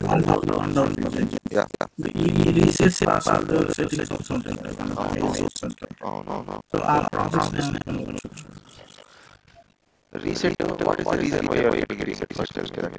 Like my password expire అయిపోతుంది. Forget. Okay. So forget password వచ్చినప్పుడు ఏమంటే that is what I think I explained. Yeah. Incoming I'll explain, but however once you are so ఇప్పుడు reset mail అని 3 cases లో వస్తుందన్నమాట. నాకు mail వచ్చేసి ఈ పాస్వర్డ్ అనేది ఎక్స్పైర్ అయిపోతుంది. నేను ఏం చెప్పాను, ఆల్రెడీ ఒక ఆర్గనైజేషన్ 30 days ఇస్తానన్నమాట పాస్వర్డ్ రిజిస్ట్రేషన్. అవును కదా, ఈ రోజు పాస్వర్డ్ చేసిన 30 days పాస్వర్డ్ చేయాలి. 31st డే కావాలంటే నువ్వు కొత్త పాస్వర్డ్ చేయాలి. అవును కదా. సో ఈ రీసెట్ ఆ రీజన్ వల్ల కూడా వస్తుంది. Your password is getting expired, created new password అనేది కూడా వస్తుంది. ఇంకొన్నిసార్లు ఏమైందంటే నువ్వు పాస్వర్డ్ మర్చిపోయినప్పుడు కూడా ఇలాగా నీకు పాస్వర్డ్ రీసెట్ మెయిల్స్ అనేది వస్తాయి. మళ్ళీ ఇంకొక రీజన్ ఏమంటే నీ మొబైల్ కాలిపోయినప్పుడు లేదా రిమోట్ లాగిన్ అవ్వాలన్నప్పుడు కూడా నీకు ఇలా రీసెట్ పాస్వర్డ్ మెయిల్స్ వస్తాయి. These are the situations where you will be getting reset mails. Okay.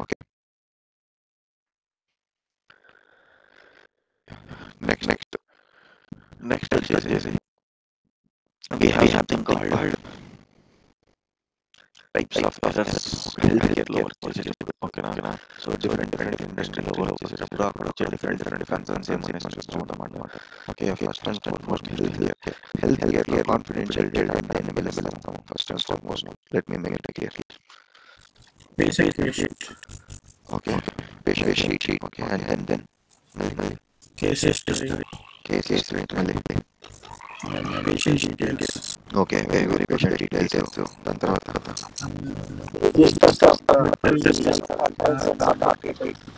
sorry I did not get you bro. Once again repeat.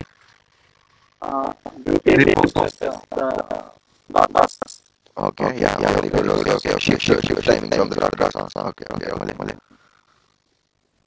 Insurance policies. Yes, that is also important. Insurance policies. Policy details and reports. Okay. Then. And like hospital records. Yes, hospital records. మళ్ళీ patient యొక్క medical records, దాని తర్వాత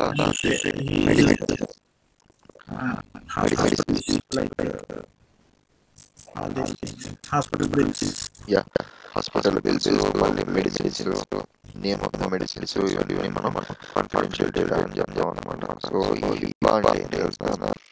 health insurance portability and accountability అనమాట. ఇది ఒక US government pass చేసిన లా పేరే అనమాట. ఓకే, ఇలా ఏంటంటే పేషెంట్ ఒక నాలెడ్జ్ లేకుండా లేదా పేషెంట్ ఫ్యామిలీ మెంబర్స్ ఒక నాలెడ్జ్ లేకుండా ఆ పేషెంట్ ఇన్ఫర్మేషన్ ఎవరికి ఎక్స్పోజ్ చేయకూడదు అనేది చెప్పింది అనమాట. అలా ఎక్స్పోజ్ చేస్తే ఏమైంది, డిఎల్పి అయింది. ఓకేనా, డేటా లాస్ అవుతుంది అనమాట. ఈ డిఎల్పీకి ఉండే ఇంకొక ఆల్టర్నేటివ్ వర్డ్ డేటా ఎక్స్ఫిల్ట్రేషన్ అనేసి కూడా అంటాం. ఎక్స్ఫిల్ట్రేషన్ అంటే ఏమంటే డేటా లాస్ చేయడాన్ని మనం డేటా ఎక్స్ఫిల్ట్రేషన్ కూడా అంటాం.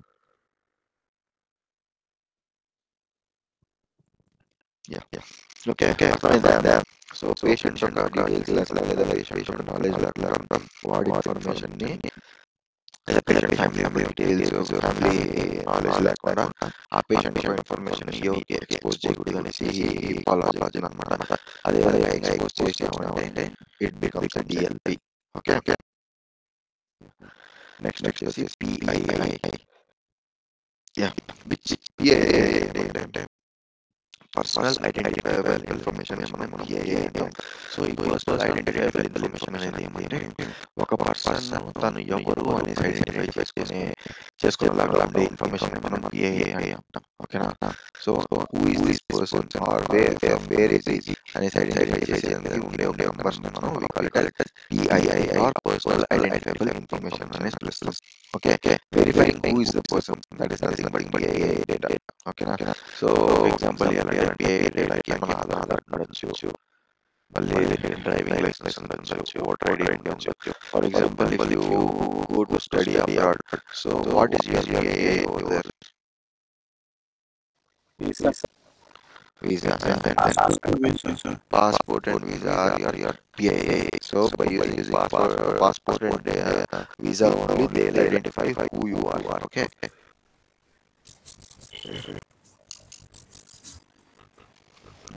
మళ్ళీ నెక్స్ట్ వచ్చేసి ప్రొటెక్టెడ్ హెల్త్ ఇన్ఫర్మేషన్. ఇది ఒక లా. పిహెచ్ఐ అంటే ఏంటంటే ప్రొటెక్టెడ్ హెల్త్ ఇన్ఫర్మేషన్. హిప్పా లా ఏం చెప్తుందంటే పిహెచ్ఐ ఇన్ఫర్మేషన్ ని కాపాడాలని చేస్తుంది అనమాట. పిహెచ్ఐ అంటే ఒక పర్సన్ కి లేదా ఒక పేషెంట్ కి సంబంధించినట్టుగా ఉండే మెడికల్ రికార్డ్స్ మనం పిహెచ్ఐ అంటాం. ఓకేనా, మళ్ళీ పిసిఐ అంటే ఎక్కడ తెలుసా? డైలీ వాడదాం దాన్ని. పిసిఐ షాపింగ్ చేసేటప్పుడు అయితే ఎక్కువగా వాడతారు. నో పిసిఐ అంటే ఏం తెలుసా? Personal PCI personal card information. Credit cards and very good, yes. So PCI అంటే ఏంటంటే పర్సనల్ కార్డ్ ఇన్ఫర్మేషన్ అనమాట. పర్సనల్ కార్డ్ ఇన్ఫర్మేషన్ ఏవేవి అంటే క్రెడిట్ కార్డ్స్ ఉండొచ్చు, డెబిట్ కార్డ్స్ ఉండొచ్చు, డ్రైవింగ్ లైసెన్స్ ఉండొచ్చు, మళ్ళీ కార్డ్ డీటెయిల్స్ ఉండొచ్చు, నీ కార్కి సంబంధించిన ఇన్సూరెన్స్ డీటెయిల్స్. సో ఇవేవి మనకు పిసిఐకి వస్తాయి అనమాట. ఓకేనా, మళ్ళీ ఇంకొక పిహెచ్ఐ పిఎఫ్ఐ అంటే ఏంటి? పర్సనల్ ఫైనాన్షియల్ ఇన్ఫర్మేషన్ అంటే ఏంటి? What do you mean by personal? Very good. Bank details, account details. వీటిని మనం పిఎఫ్ఐ అంటాం అన్నమాట, పర్సనల్ ఫైనాన్షియల్ ఇన్ఫర్మేషన్. ఓకేనా, సో ఫర్ ఎగ్జాంపుల్ ఇప్పుడు ఇంతవరకు మనం వర్చువల్ డేటా సెక్యూరిటీ గురించి డిస్కస్ చేసాం. ఇప్పుడు ఒక ఏమంటాము, ఒక బ్యాంక్ కి మీరు సెక్యూరిటీ ఇవ్వాలి. ఓకే, ఏమేమి ఫ్యాక్టర్స్ ని కన్సిడర్ చేస్తారు, ఏమేమి రూల్స్ అండ్ రెగ్యులేషన్స్ ఫాలో అవుతారు? లేదా ఫర్ ఎగ్జాంపుల్ మీ బ్యాంక్ మీరు ఒక హాస్పిటల్లో వర్క్ చేస్తున్నారు. హాస్పిటల్లో ఒక క్లౌడ్ స్టోరేజ్ లేదా హాస్పిటల్ ఒక వెబ్సైట్ ని ప్రొవైడ్ చేయడం, ఈ మీన్స్ లో మీరు వర్క్ చేస్తున్నారండి. ఫర్ ఎగ్జాంపుల్ హాస్పిటల్ మీ దగ్గరికి వచ్చి ఇప్పుడు మాకు ఒక వివిఐపి పేషెంట్ వచ్చాడు మా హాస్పిటల్కి, సో వాడిని కూడా మేము ప్రొటెక్ట్ చేయాలా? We don't want to go to any agency. We will go to an agency, but we want you to recommend what are the steps we need to take to protect that patient అనేసి మిమ్మల్ని అడుగుతారు అనుకోండి. అప్పుడు మీరు ఏమేమి recommendations ఇస్తారు? ఇప్పుడు మీ హాస్పిటల్కి ఒక వివిఐపి పేషెంట్ ఉన్నాడు, వాళ్ళు మేము ఫిజికల్ సెక్యూరిటీ వాళ్ళని ఆల్రెడీ కాంటాక్ట్ అయినాము, కానీ మీ రికమెండేషన్స్ కూడా మాకు కావాలి అని అడుగుతున్నారు. అప్పుడు మీరు ఏమేమి రికమెండేషన్స్ పెడతారు చెప్పండి, ఇస్తారు? Plan of building hospital okay room okay floor మాత్రం సెక్యూరిటీ అడుగుతారు.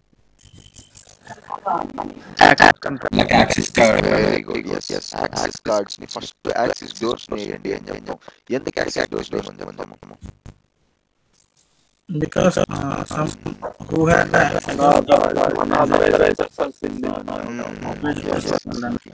సో అనాథరైజ్డ్ పర్సన్ ఎవరు అక్కడికి వెళ్ళడానికి అవకాశం లేకుండా మనం first and foremost access doors పెడతాం. మళ్ళీ వెళ్తాము. CC cameras. Very very CC cameras కూడా డిప్లాయ్ చేస్తాం. ఎందుకంటే ఎవరు వెళ్తున్నారు, ఎవరు బయటకు వస్తున్నారు అనేసి అంతా మానిటర్ చేయడానికి సీసీ కెమెరాస్ కూడా పెడతాం. మళ్ళీ మానిటర్ చేస్తాం. I mean is each and every details and schedule చేస్తాం. యాజ్ పర్ ద ప్రొసీజరే వెళ్తున్నారా అనేసి వాడు ఏమైనా యాక్టివిటీస్ చేస్తున్నాడు ప్రతి ఒక్కదాన్ని మానిటర్ చేస్తాం అన్నమాట. మళ్ళీ ఇంటిగ్రిటీ ఏంటి ఏంది లైక్ ఈ మెడికల్ రికార్డ్స్ అన్ని కూడా చెక్ చేస్తుంటాం. I mean virtual. Very very అంటే బీపీ ఎంత ఉంది, షుగర్ ఎంత ఉంది. సో మెడికల్ డేటా ఎవరు మ్యానిపులేట్ చేయకుండా, లేదా మళ్ళీ only head doctors only authorization మాత్రం దాన్ని మాడిఫై చేసేలాగా వెబ్సైట్స్కి యాక్సెస్ చేయడం, ఫర్ ఎగ్జాంపుల్ వర్చువల్ స్టోరేజ్ కదా వెబ్సైట్కి యాక్సెస్ చేయడం, లేదా ఫిజికల్గా అంటే ఆ పేపర్కి ఎవరికి యాక్సెస్ ఇవ్వకుండా ఓన్లీ హెడ్ డాక్టర్ మాత్రం చేంజెస్ చేస్తానడం చూసుకో. దాన్ని ఇంటిగ్రిటీ మానిటరింగ్ అంటాము. మళ్ళీ నెక్స్ట్ 24/7 డాక్టర్స్ అవైలబుల్ గా ఉంటారు. Very good. Yes, availability of doctors చూసుకుంటావు. ఓకేనా. మళ్ళీ ఒక పర్సన్ ఎంటర్ అయ్యేటప్పుడు జస్ట్ యాక్సెస్ కార్డ్ సోర్సే కాకుండా దాని పాస్వర్డ్ కూడా ఎలాగంటే ఇప్పుడు మన సిమ్ రూమ్ లో కూడా సేమ్ ఇదే లాగే ఏ విధంగా ఉంటుందో తెలుసుకుంటాం.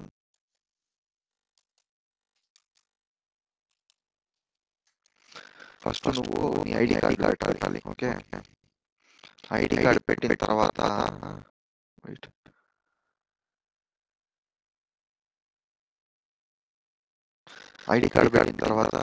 నీకు ఇది వస్తుంది. ఇది ఎంటర్ చేయాలి అన్నమాట. ఐడి కార్డ్ పెట్టావు. ఐడి కార్డ్ పెట్టిన తర్వాత కోడ్ ఎంటర్ చేయాలి. కోడ్ ఎంటర్ చేస్తే నేను లోపల వదులుతాను. ఇదేంది what you call this? ID card enter చేసి మళ్ళీ కోడ్ ఎంటర్ చేయడానికి మనం multi-factor authentication. Yes, that's right. Multi-factor authentication అంటాం అన్నమాట. వన్స్ ఈ కార్డ్ స్వైప్ చేస్తే ఓకే వీరు పర్సన్ ఎవరు తెలుసుకుంటుంది. వాళ్ళు కోడ్ ఎంటర్ అయినప్పుడు మాత్రం డోర్ ఓపెన్ అవుతుంది, లేదంటే డోర్ ఓపెన్ అవుతుంది. ఓకే, దీన్ని మనం మల్టీ-ఫ్యాక్టర్ authentication అనేది పిలుస్తాం. ఓకేనా. మళ్ళీ ఇంకొకటి ఏమంటే డేటా ఇన్ ట్రాన్సిట్ చేయాలన్నమాట. డేటా ఇన్ ట్రాన్సిట్ అంటే ఏంటి?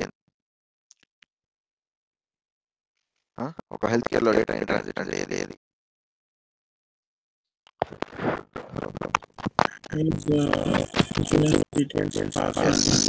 ఇన్సూరెన్స్ డీటెయిల్స్ అంతా ఎవరైనా షేర్ చేసేటప్పుడు, ఎక్స్టర్నల్ ఫ్యాక్టరీకి ఎక్కడైనా షేర్ చేసేటప్పుడు ప్రాపర్ పర్సన్కి షేర్ చేస్తున్నావా అనేసి వెరిఫై చేసుకోవాలి. ఓకేనా. మళ్ళీ ప్రాపర్ డొమైన్కి షేర్ చేస్తున్నావా అనేసి చెక్ చేసుకోవాలి. Okay, these are the ways how you can prevent DLP in cloud as well as in physical ways. Okay, na. Any doubt in this concept in DLP and types of DLP? No, okay. Mali, next. In the last class, somebody asked me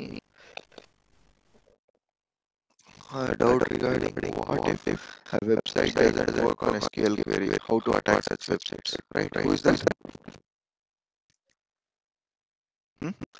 అంటే నేను SQL injection attack explain చేసినప్పుడు చెప్పిన చూడు, ఏదైతే SQL తో అంతా ఉంటుందో దాని ద్వారా మాత్రమే SQL ఇంజెక్షన్ అటాక్ అయింది అన్నాను. So for that somebody asked me what if it is not an SQL developed website, it was developed by Java, C or C++ or Python. Okay, so during that case how attacker will attack a website అనేసి అడిగినారు. Okay, so your answer lies here.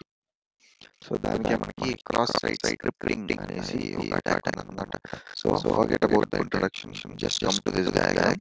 So ఈ cross site scripting లో తెలిసిన attacker అనేవాడు ఈ website ని attack చేయడం వాడు మెయిన్ గోల్ ఆర్ వాడు మెయిన్ ఒక ఎయిమ్ వచ్చేసి ఈ వెబ్సైట్ ని అటాక్ చేయడం. సో ఆ వెబ్సైట్ ని అటాక్ చేయడానికి వాడు ఏం స్టెప్స్ తీసుకుంటాడంటే డైరెక్ట్ గా వెబ్సైట్ ని అటాక్ చేయలేడు. ఓకే, ఎందుకంటే వెబ్సైట్ ఒక సెక్యూరిటీ స్ట్రాంగ్ ఉంటుంది. సో అందుకు వాడు ఏం చేస్తాడు, ఈ వెబ్సైట్ కి ఎవరికైతే యాక్సెస్ ఉందో వాడిని చూస్తాడు, ఆ గొర్రెను పట్టుకుంటాడు. మళ్ళీ ఏం చేస్తాడు, వాడు ఒక స్క్రిప్ట్ ని ఈ విక్టిమ్ కి లేదా ఏదైతే పర్సన్ కి వెబ్సైట్ కి యాక్సెస్ ఉందో వాడికి వీడు డెలివరీ చేస్తుంటే మాల్వేర్ ని పంపిస్తాడు, వారు ఇంజెక్ట్ చేస్తాడు. వన్స్ వీడు ఈ విక్టిమ్ అనేవాడు ఎప్పుడైతే ఈ వెబ్సైట్ విజిట్ చేస్తాడో వీడికే తెలియకుండా ఏమైతే ఈ మాల్వేర్ కూడా ఈ వెబ్సైట్ పైన డిప్లాయ్ అయిపోతుంది అన్నమాట.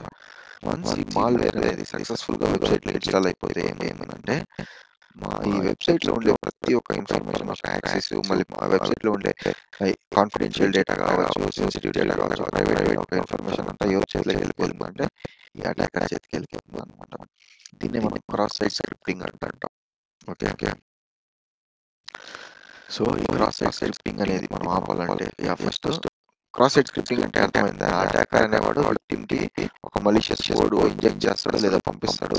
విక్టిమ్ ఎప్పుడైతే వెబ్సైట్ ని విజిట్ చేస్తాడో without the knowledge of victim this code will also get executed or this malware will be executed on the website. Once the malware has been successfully executed on the website, all the confidential data will be exposed to the attacker or intruder. Okay okay, అర్థమైందా? సో మీకు ఈజీగా అర్థం అవ్వాలనేసి ఈ diagram రాస్తున్నాను. Did you understand it clearly? Okay okay. So ఇప్పుడు cross site scripting అనేది ఎందుకు జరిగింది? Any idea? Cross site scripting అనేది అటాకర్ ఎందుకు చేస్తాడు? వెబ్సైట్ హ్యాక్ చేయడం. Very popular good, websites. Very very good. So ఒక పాపులర్ వెబ్సైట్ ని హ్యాక్ చేయడానికి అటాకర్ అనేవాడు ఈ క్రాస్ సైట్ స్క్రిప్టింగ్ అనేది చేస్తాడు. దాని తర్వాత మెయిన్ రీజన్ వెబ్సైట్ ఎందుకు అటాక్ అవుతుందంటే దాంట్లో ఉండే వల్నరబిలిటీస్ ని బేస్ చేసుకునే వెబ్సైట్ అటాక్ అవుతుంది అనమాట. సో దీంట్లో వల్నరబిలిటీస్ ఎక్కువగా ఉంటే అటాకర్ ఈజీగా అటాక్ చేస్తాడు.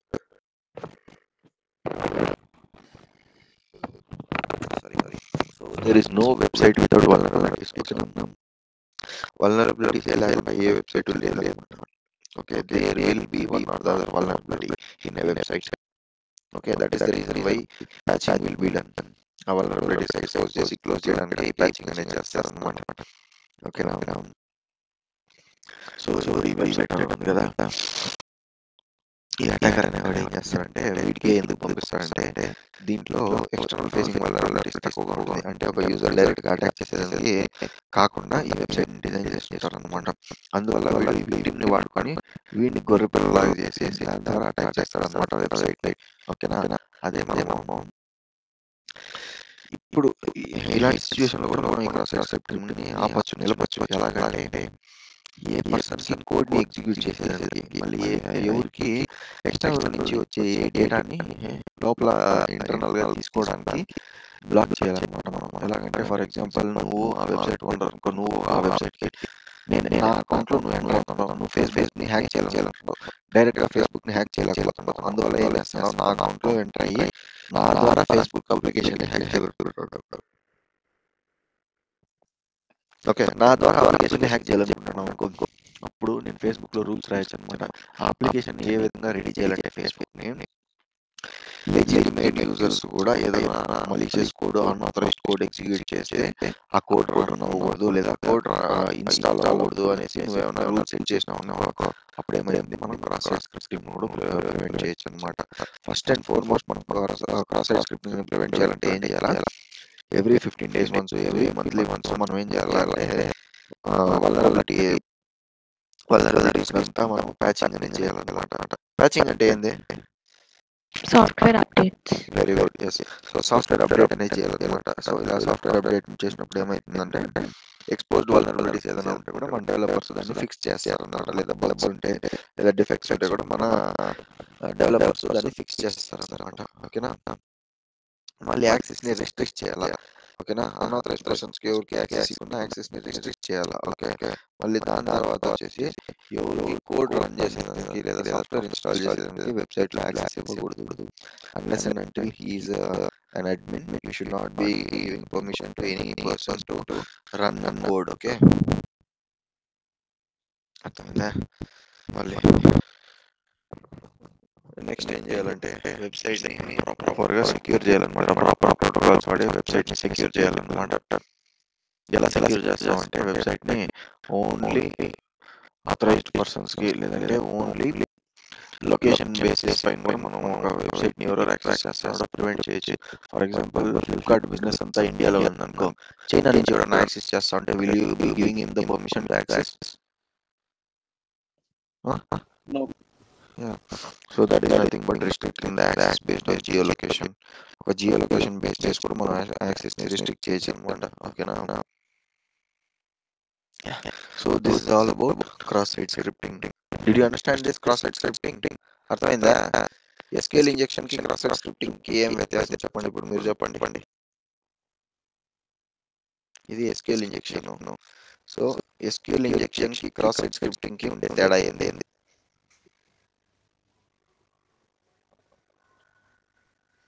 మనం విక్టిమ్ ని యూజ్ చేసేది వాడతాం. Very good. Okay, very good. SQL అయితే డైరెక్ట్ వెబ్సైట్స్ నే SQL based websites మాత్రమే use చేస్తాం. సో ఎస్క్యూఎల్ ఇంజెక్షన్ లో ఓన్లీ ఎస్క్యూఎల్ బేస్డ్ వెబ్సైట్ పైనే మనం ఎక్కువగా అటాక్ చేస్తాం, టార్గెట్ చేస్తాం. ఓకే, ఇక్కడ డైరెక్ట్ గా వెబ్సైట్ పైన టార్గెట్ చేస్తాం. ఇంకొకటి కానీ క్రాస్ సైట్ స్క్రిప్టింగ్ లో ఏం చేస్తాం అంటే ఒక విక్టిమ్ ని వాడుకొని లేదా ఒక పర్సన్ ని వాడుకొని వాడి ద్వారా మనం అటాక్ చేస్తాం అన్నమాట. ఓకే, అర్థమైందా? Next malvertising, very important attack. Malvertising ఎక్కువగా ఎక్కడ జరుగుతుందంటే మన యూట్యూబ్ యాడ్స్ ఇలాంటి దీనిలలో మనకి మాల్వర్టైజింగ్ ఎక్కువగా జరుగుతుంది. లేదా పాపప్స్ అంటే ఏంటి? What you mean by pop-ups? Some ads and Yes, advertisements, some ads, some promotions coming on your desktop. ఎక్కడ ఎక్కువగా పాపప్స్ మళ్ళీ యాడ్స్ చూస్తారు? like YouTube. Very good. YouTube, మళ్ళీ some web pages, మళ్ళీ unauthorized websites. Songs like pink music ఏదో ఉంది కదా, దాని పేరు Ghana. గానా. దీంట్లో కూడా మనకు ఎక్కువగా ఇలా యాడ్స్ అనేది వస్తూ ఉంటాయి అన్నమాట. ఓకే, సో ఈ మాల్వర్టైజింగ్ అనే అటాక్ అంటే ఏం తెలుసా? ఈ మాల్వర్టైజింగ్ అటాక్ లో ఏం జరుగుతుంది తెలుసా? So forget about this, come to the diagram. మీరు ఎప్పుడు చూస్తారో మీకు ఈజీగా అండర్స్టాండ్ అయిపోతుంది అనమాట అటాక్ అనేది. ఇప్పుడు యూజర్ అనేవాడికి ఒక పాపప్ వచ్చింది లేదా ఒక అడ్వర్టైజ్మెంట్ వచ్చింది, వాడికి ఆ ప్రోడక్ట్ నచ్చింది. వాడు క్లిక్ చేస్తే ఎక్కడికి వెళ్ళాలి? ఆ రెస్పెక్టివ్ వెబ్సైట్కి వెళ్ళాలి. ఓకేనా? ఫర్ ఎగ్జాంపుల్ వాడు క్రికెట్ బ్యాట్ చూస్తా ఉన్నాడు, గూగుల్లో బ్రౌజ్ చేస్తా ఉన్నాడు అనుకో. సో వాడికి క్రికెట్ బ్యాట్ పాపప్ వచ్చింది, MRF కంపెనీ నుంచి క్రికెట్ బ్యాట్ పాపప్ వచ్చింది. వాడు క్రికెట్ బ్యాట్ క్లిక్ చేస్తే ఏ వెబ్సైట్ కి తీసుకెళ్ళాలి వాడిని? Which website should the user go if he clicks on that MRF bat or something?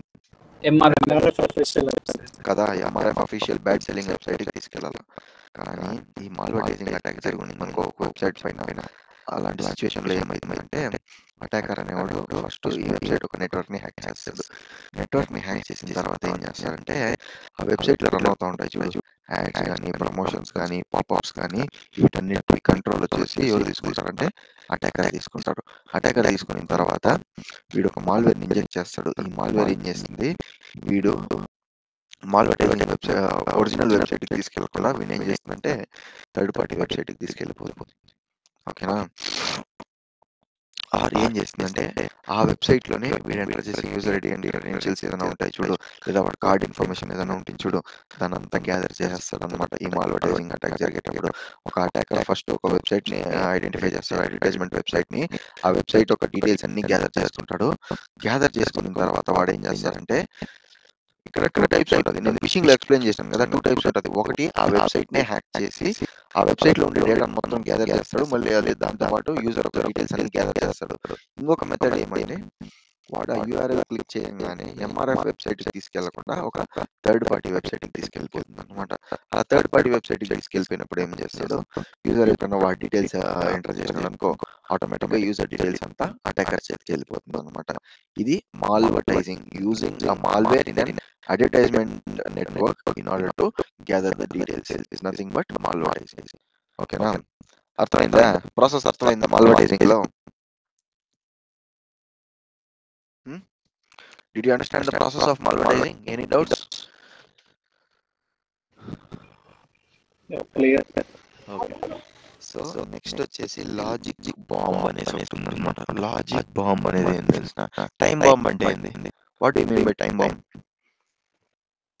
Timer set చేసి works on time. Yes, so time set చేసి ఆ respective time అనేది రీచ్ అయిన తర్వాత బాంబ్ అనేది బ్లాస్ట్ అయింది అనమాట. సో మాల్వేర్స్ కూడా అలాగే అనమాట. ఓకేనా? సో ఒక లాజిక్ బాంబ్ ఒక సర్టైన్ క్రైటీరియా మీట్ అయితేనే మాల్వేర్ అనేది ఇన్స్టాల్ అవుతుంది అనమాట. What is that criteria? Criteria అనేది it completely depends on the attacker. ఏ క్రైటీరియా పైన వాడు వెబ్సైట్ డిసైడ్ చేసినాడో వాడి పైన డిపెండ్ అవుతుంది అనమాట. ఓకేనా?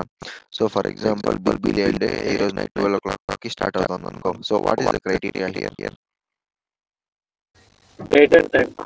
Yeah, wait until 12 o'clock.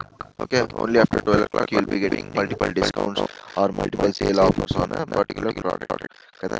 So అదే విధంగానే ఒక మాల్వేర్ కూడా ఒక సిస్టంలోకి ఎంటర్ అయింది అనుకో. వాడు కొన్ని క్రైటీరియా సెట్ చేస్తాడు అనమాట. దీనిపైన క్లిక్ చేస్తే ఇది ఇన్స్టాల్ అయిపోవాలా, లేదా వచ్చి ఇక్కడ 4 సార్లు పక్కన ఉండే అప్లికేషన్ అంతా యాక్సెస్ చేస్తే చాలు ఈ మాల్వేర్ ఇన్స్టాల్ అయిపోవాలా అనేసి కొన్ని క్రైటీరియా సెట్ చేస్తాడు అనమాట. లేదా అది టైం బేసిస్ పైన ఉండొచ్చు, అప్లికేషన్ బేసిస్ పైన ఉండొచ్చు, యూజర్ బేసిస్ పైన ఉండొచ్చు. It completely depends upon the user. For example ఒక దీంట్లో వాడు ఏమైనా క్లౌడ్లో ఏమైనా ఒక మాల్వేర్ పెట్టినాడు అనుకో, వాడు ఎలా క్రైటీరియా సెట్ చేస్తారంటే 10 మంది యూజర్ వచ్చి దీనిపైన క్లిక్ చేస్తే మాల్వేర్ ఎగ్జిక్యూట్ అయిపోయి, లేదా మాల్వేర్ అనేది వాడి సిస్టంలో అందరి సిస్టంలో ఇన్స్టాల్ అయిపోవాలి అనేసి క్రైటీరియా సెట్ చేస్తాడు. లేదా దీని నుంచి ఈ పేజ్ ని ఒక 10 seconds ఓపెన్ చేసి పెట్టుకోవాలంటే అలాగే మాల్వేర్ బ్యాక్ ఎండ్ లో ఇన్స్టాల్ అయిపోయి అనేసి క్రైటీరియా సెట్ చేసి ఉంటాడు. మళ్ళీ ఇంత టైం రీచ్ అయితే నేను మాల్వేర్ ఇన్స్టాల్ చేసి కరెక్ట్ గా ఒక 24 hours అయిన తర్వాత మాల్వేర్ ఇన్స్టాల్ అయిపోవాలా అనేసి క్రైటీరియా సెట్ చేసి ఉంటారు. సో ఆ క్రైటీరియాస్ నే మనం బాంబ్ అంటాం ఆర్ లాజిక్ బాంబ్స్ అంటాం. ఓకేనా? లాజిక్ బాంబ్ అంటే ఏం తెలుసా? అది ఎప్పుడు యాక్టివేట్ అవుతుందంటే ఒక అటాకర్ రాసుండే క్రైటీరియాని ఎప్పుడైతే మీట్ అవుతుందో లేదా కండిషన్స్ ని మీట్ అవుతుందో అప్పుడు ఈ లాజిక్ బాంబ్ అనేది ఎగ్జిక్యూట్ అవుతుంది. So now you tell me upon which criteria will worm execute? Worm అనేది ఏ క్రైటీరియా పైన ఎగ్జిక్యూట్ అవుతుంది? Okay, now you tell me before going to that అన్నిటికన్నా డేంజరస్ మాల్వేర్ ఏది? వామ్. ఓకే, వామ్ ఒక criteria, worm ఒక logic bomb ఏంది? When someone has opened that, it open will, I mean, sorry, open చేస్తే Webbing complex. sorry, like it spreads easily, like easily అయినా how ఇప్పుడు నేను పోయి click చేస్తేనే వామ్ స్ప్రెడ్ అయిందా? అంటే ఎవరు క్లిక్ చేసినా అది ఇన్ఫెక్ట్ అవుతుంది అందరికి. క్లిక్ చేయాల్సిన అవసరమే లేదు వామ్ లో, అది డైరెక్ట్ స్ప్రెడ్ అయిపోతుంది కదా.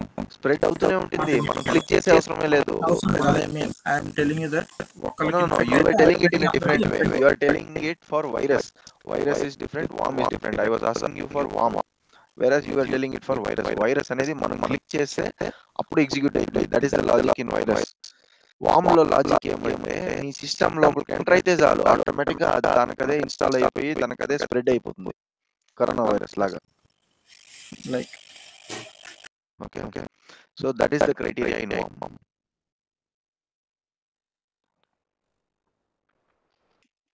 ఓకే, లాజిక్ బాంబ్ అనేది అర్థమైందా?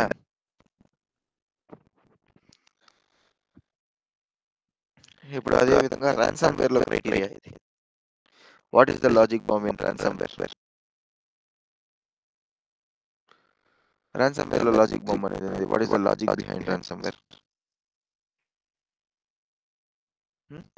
రాన్సమ్ అంటే ఏంటి? If you remember that word, that alert will be easy or attack, you can easily remember the attack.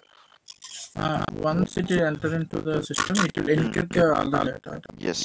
So ఈ ఇన్ఫర్మేషన్ నేను ఒక సిస్టమ్ కి ఎంటర్ అవ్వగానే ఇన్ఫర్మేషన్ ఎన్క్రిప్ట్ చేయాలన్నా, డిలీట్ చేయాలన్నా, హైడ్ చేయాలన్నా, ప్రివెంట్ చేయాలన్నా, యాక్సెస్ చేసి బ్లాక్ చేయాలన్నా అనేసి అంతా ప్రివెంట్ చేయడమే రాన్సమ్ వేర్ లో లాజిక్. ఓకేనా? ట్రోజన్ హార్స్ లో లాజిక్ ఏంటి అంటే బ్యాక్ డోర్ క్రియేట్ చేయడం. ఓకేనా? బ్యాక్ డోర్ అంటే ఏంటి? ఫర్ ఎగ్జాంపుల్ నార్మల్ గా ఇప్పుడు ఒక ఈమెయిల్ ద్వారా నువ్వు డేటాని తీసుకెళ్తున్నావు అనుకో, బయట వీడు ఏం చేస్తాడంటే క్లౌడ్ కంతా డేటాను అప్లోడ్ చేస్తాడు బ్యాక్ డోర్ క్రియేట్ చేసి. సో దీన్ని మనం బ్యాక్ డోర్ అంటాం. బ్యాక్ డోర్ అంటే finding an alternative route or alternative way to gather the data or make the data in or steal the data. Sorry, creating a backdoor or alternate route to steal the data. That is nothing but that is the criteria in Trojan horse. Okay, got it? Keylogger లో క్రైటీరియా ఏంది? Like మనం type చేసినంత కూడా keyboard అంతా కూడా copy చేస్తుంది. Copy చేసుకోవడం. Yeah, so that is the criteria in keylogger. Okay, so now did you understand what is the logic bomb? Logic bomb అనేది అర్థమైందా? Yes, Vijay. Yes. Okay,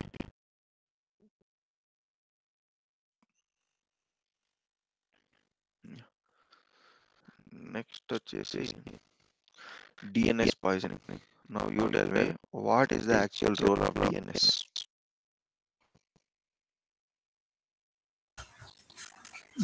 Like, I mean, logical meaning to verbal name, like IP logical to logical. I mean, domain Domain, name, convert to domain name into IP address.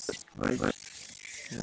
So domain name ని IP address కిందకి మార్చడాన్ని one minute guys, somebody is continuously waiting in the lobby. Okay, no one. So domain name ని IP address గా మార్చడమే DNS ఒక పని. ఓకేనా? So DNS లో మనకి 4 ఫ్యాక్టర్స్ ఉన్నాయి. ఒకటి వచ్చేసి డిఎన్ఎస్ రిజాల్వర్, దాని తర్వాత రూట్ సర్వర్, దాని తర్వాత టాప్ లెవెల్ డొమైన్ సర్వర్, దాని తర్వాత అథారిటేటివ్ సర్వర్. ఓకేనా? ఇప్పుడు ఏమైతుందంటే దీని పని ఏమి, డిఎన్ఎస్ పని ఏమి, వచ్చిండే డేటాని నేను తీసుకెళ్ళి డైరెక్ట్గా ఆ రెస్పెక్టివ్ వెబ్సైట్కి నేను వదిలేసి రావడమే ఈ డిఎన్ఎస్ ఒక పని. అవునా? సో ఆ పని చేసేటప్పుడు డిఎన్ఎస్ దగ్గర ఏముంటుంది, ప్రతి ఒక్క డొమైన్కి సంబంధించినట్టుగా ఐపీ అడ్రస్ అనేది డిఎన్ఎస్లో స్టోర్ అయింది. అవును కదా? సో ఇప్పుడు డిఎన్ఎస్ని పాయిజన్ చేస్తాడనమాట. డిఎన్ఎస్ పాయిజనింగ్ అంటే ఏమంటే అటాకర్ అనేవాడు డైరెక్ట్గా డిఎన్ఎస్ సర్వర్ని అటాక్ చేసి వాడు ఏం చేస్తాడంటే దాంట్లో ఉండే డేటాను మొత్తం రీరైట్ చేస్తాడనమాట. ఫర్ ఎగ్జాంపుల్ ఎలాగంటే ఇప్పుడు నువ్వు ఒక వెబ్సైట్ విజిట్ చేయాలా, can anybody name any public IP చెప్పండి. Give me the name of any public IP. Amazon. Public IP IP ఏదో ఒక ఐపీ చెప్పండి, పబ్లిక్ ఐపీ. 1-1. 1 డాషా 8.255.250. Okay. So let's assume this to be the IP address of Amazon.com. Okay.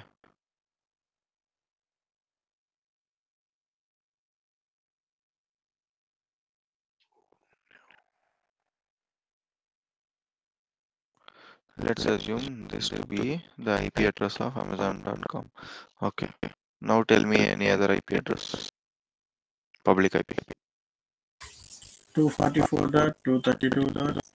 244. And sorry, 244 అనేది range లోనే లేదు కదా బా. 216. 216 dot, 200 dot, 199 dot, 180.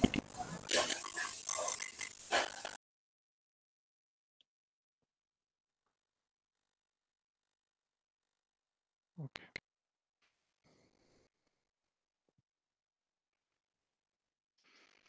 దీన్ని ఒరిజినల్ Amazon.com అని అనుకుందాం.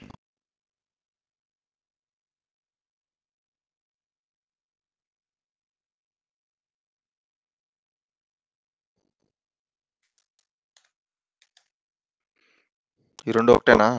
రెండు ఒకే వెబ్సైటా? No.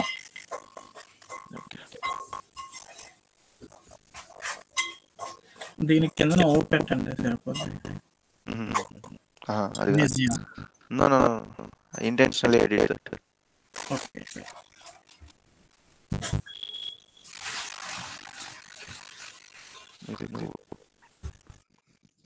ఇది నీ డిఎన్ఎస్.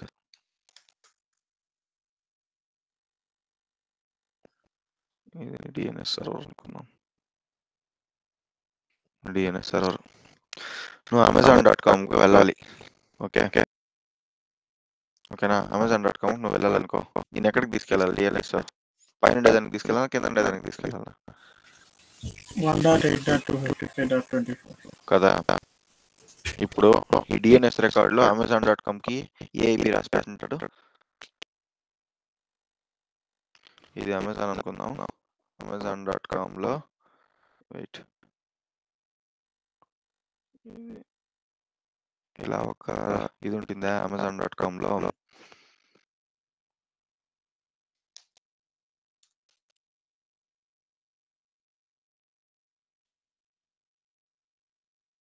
ఇది డొమైన్ ట్యాబ్.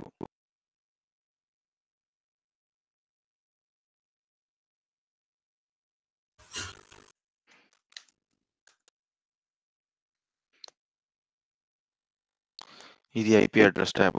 ఇక్కడ amazon.com అనేసి ఇక్కడ రాసుంటే ఈ కాలంలో amazon.com ఉంటే దాన్ని కట్ చేసి ఇంకా ఏ ఐపీ స్టోర్ అయ్యి ఉండాలా? 1.8 స్టోర్ అయ్యి ఉండాలా?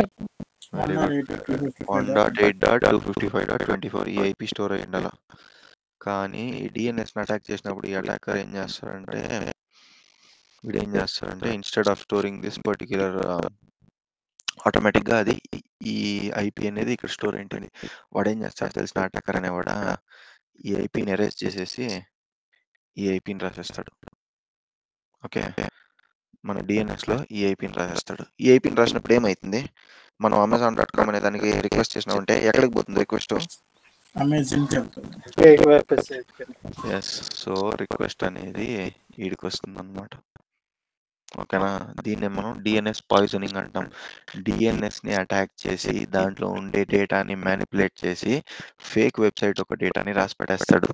ఫేక్ వెబ్సైట్ ఒక ఐపీ అడ్రస్ని ఎంటర్ చేసి పెట్టేస్తాడు అనమాట డిఎన్ఎస్లో. ఇలా ఎంటర్ చేసినప్పుడు ఏమవుతుందంటే వాడిని instead of taking him to a legitimate website it will take the person are it will reroute him to a fake website. Okay, అర్థమైందా? Yeah. So this is what happens in a DNS poisoning. Yeah, DNS poisoning ని stop చేయాలంటే ఏం చేయాలి? DNS poisoning ని stop చేయాలంటే ఎవరికి DNS లో record ని మాడిఫై చేసేదానికి లేదా ఐపీ అడ్రస్ ని చేంజ్ చేసేదానికి ఎవరికి పర్మిషన్ ఇవ్వకూడదు అనమాట. మళ్ళీ డిఎన్ఎస్ ముందు చాలా వరకు ట్రాఫిక్ అనేది రీరూట్ చేసేయాలన్నమాట. అంటే డిఎన్ఎస్లో ఏం చేయాలంటే అడిషనల్ సెక్యూరిటీ పాలసీస్ చేయాలన్నమాట.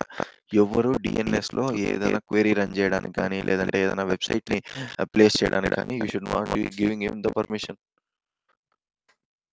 You should not give him permission to kind of access or kind of modify any data present in your DNS అన్నమాట. Okay, so if you take these measures you will be safe from DNS poisoning attacks. Okay, అర్థమైందా DNS poisoning అంటే? ఇప్పుడు fishing లో జరిగే 90% of the attack ఇలా rerouting ద్వారానే జరుగుతుంది అనమాట. వేరే వెబ్సైట్కి తీసుకెళ్ళి నేను వదిలేస్తారు చూడండి, ఆ బేసిస్ పైనే జరుగుతుంది అనమాట. ఓకే, నెక్స్ట్ వచ్చేసి ఏఆర్పి స్పూఫింగ్. స్పూఫింగ్ అంటే ఏంది? What you mean by spoofing?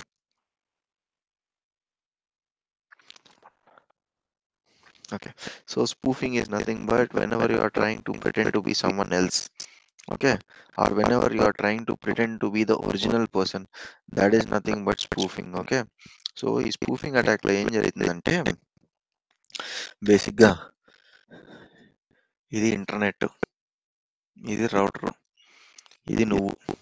ఓకేనా, ఈ హ్యాకర్ అనేవాడు ఏం చేస్తాడు తెలిసిన, నిన్ను నీ నెట్వర్క్ నుంచి నిన్నే రిమూవ్ చేసి నీ పేరుతో వీడు నీ నెట్వర్క్ ఎంటర్ అయిపోతాడు అనమాట. ఇప్పుడు ఇది హెచ్పి సిస్టమ్, ఇది విజయ్ సిస్టమ్ అనుకో. వీడేం చేస్తాడు తెలిసిన, వీడి సిస్టమ్ తెచ్చి నా నెట్వర్క్ లో కనెక్ట్ చేసి విజయ్ని బయటికి తరిమేసి వాడి సిస్టమ్ని పెట్టేసి నేనే విజయ్ అనేలాగా వీడికి చెప్పేస్తాడు రౌటర్కి. అప్పుడు ఏం చేస్తుంది, విజయ్కి వెళ్ళే ఇన్ఫర్మేషన్ విజయ్కి వెళ్తుందా, ఇప్పుడు అటాకర్కి వెళ్తుందా? సో వీడు ఏం చేస్తాడంటే ఇక్కడ నన్ను మ్యానిపులేట్ చేసి నన్ను బయట he will kick me out of my network and he will spoof himself as a original person, like he will spoof himself as Vijay and now he'll communicate with the router saying I am Vijay, and now the information or the messages coming from the internet will not go to Vijay, instead it will go to the attacker అన్నమాట. So వీడి ఈ process లో వీడు ఏం చేస్తాడంటే router లో switch లో నా మ్యాక్ అడ్రస్ సేవ్ అయింటుంది కదా, ఇప్పుడు స్విచ్ అంతా లేదు, డైరెక్ట్ గా రౌటర్, ఎందుకంటే రౌటర్ లోనే ఇన్బిల్ట్ స్విచ్ అనేది వస్తుంది ఇప్పుడు. కాబట్టి ఈ అటాకర్ అనేవాడు ఏం చేస్తాడంటే ఈ రౌటర్ లో ఈ స్విచ్ లో అదే router are switch all together. Okay, all together I'm calling it as router. Okay, please don't get confused. Okay, ఇప్పుడు వీడు అటాకర్ అనేవాడు ఏం చేస్తాడంటే ఇక్కడ స్టోర్ అయిన నా ఐపీ అడ్రస్ మళ్ళీ నా మ్యాక్ అడ్రస్ ని రిమూవ్ చేసేసి వీడి ఐపీ అడ్రస్ మ్యాక్ అడ్రస్ రాయేస్తాడు, telling him that this person is Vijay. అప్పుడు ఏమైతుందంటే మొత్తం ఇన్ఫర్మేషన్ అంతా వచ్చి అటాకర్ చేతికి వెళ్ళిపోతుంది అనమాట. సో ఇప్పుడు వీడు ఏం చేస్తాడంటే నాకు మళ్ళీ రౌటర్ మధ్య మా ఇద్దరి మధ్య కనెక్షన్ ని కట్ చేసి వాడు వచ్చి నా ఇన్ఫర్మేషన్ మొత్తం గ్యాదర్ చేసేస్తాడు అనమాట. దీన్నే ఏఆర్పి స్పూఫింగ్ అంటారు. This is the reason why you should not connect to public WiFis. అర్థమైందా? పబ్లిక్ వైఫైకి కనెక్ట్ అవ్వకూడదని చెప్పుండే రౌటర్ ఎక్స్ప్లెయిన్ చేసేటప్పుడే. Now did you get the reason why you should not connect to public WiFis? Yes, Vijay. Yeah, so public WiFi connect అయితే ఏం చేస్తానంటే నిన్నే manipulate చేసేసి నీ డేటా అంతా వాడు స్టీల్ చేస్తాడనమాట. Okay, that is the reason why do not connect to free public wifis anywhere. ఓకేనా? So insider threat, okay, we'll discuss this in the next class, no problem, because if I start that again I'll have to explain you about the threats. Yeah, so ఇంతవరకు ఏమైనా doubts ఉన్నాయా? Any doubts so far?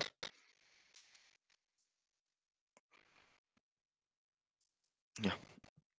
Okay guys, so if you don't have any doubts, we'll connect.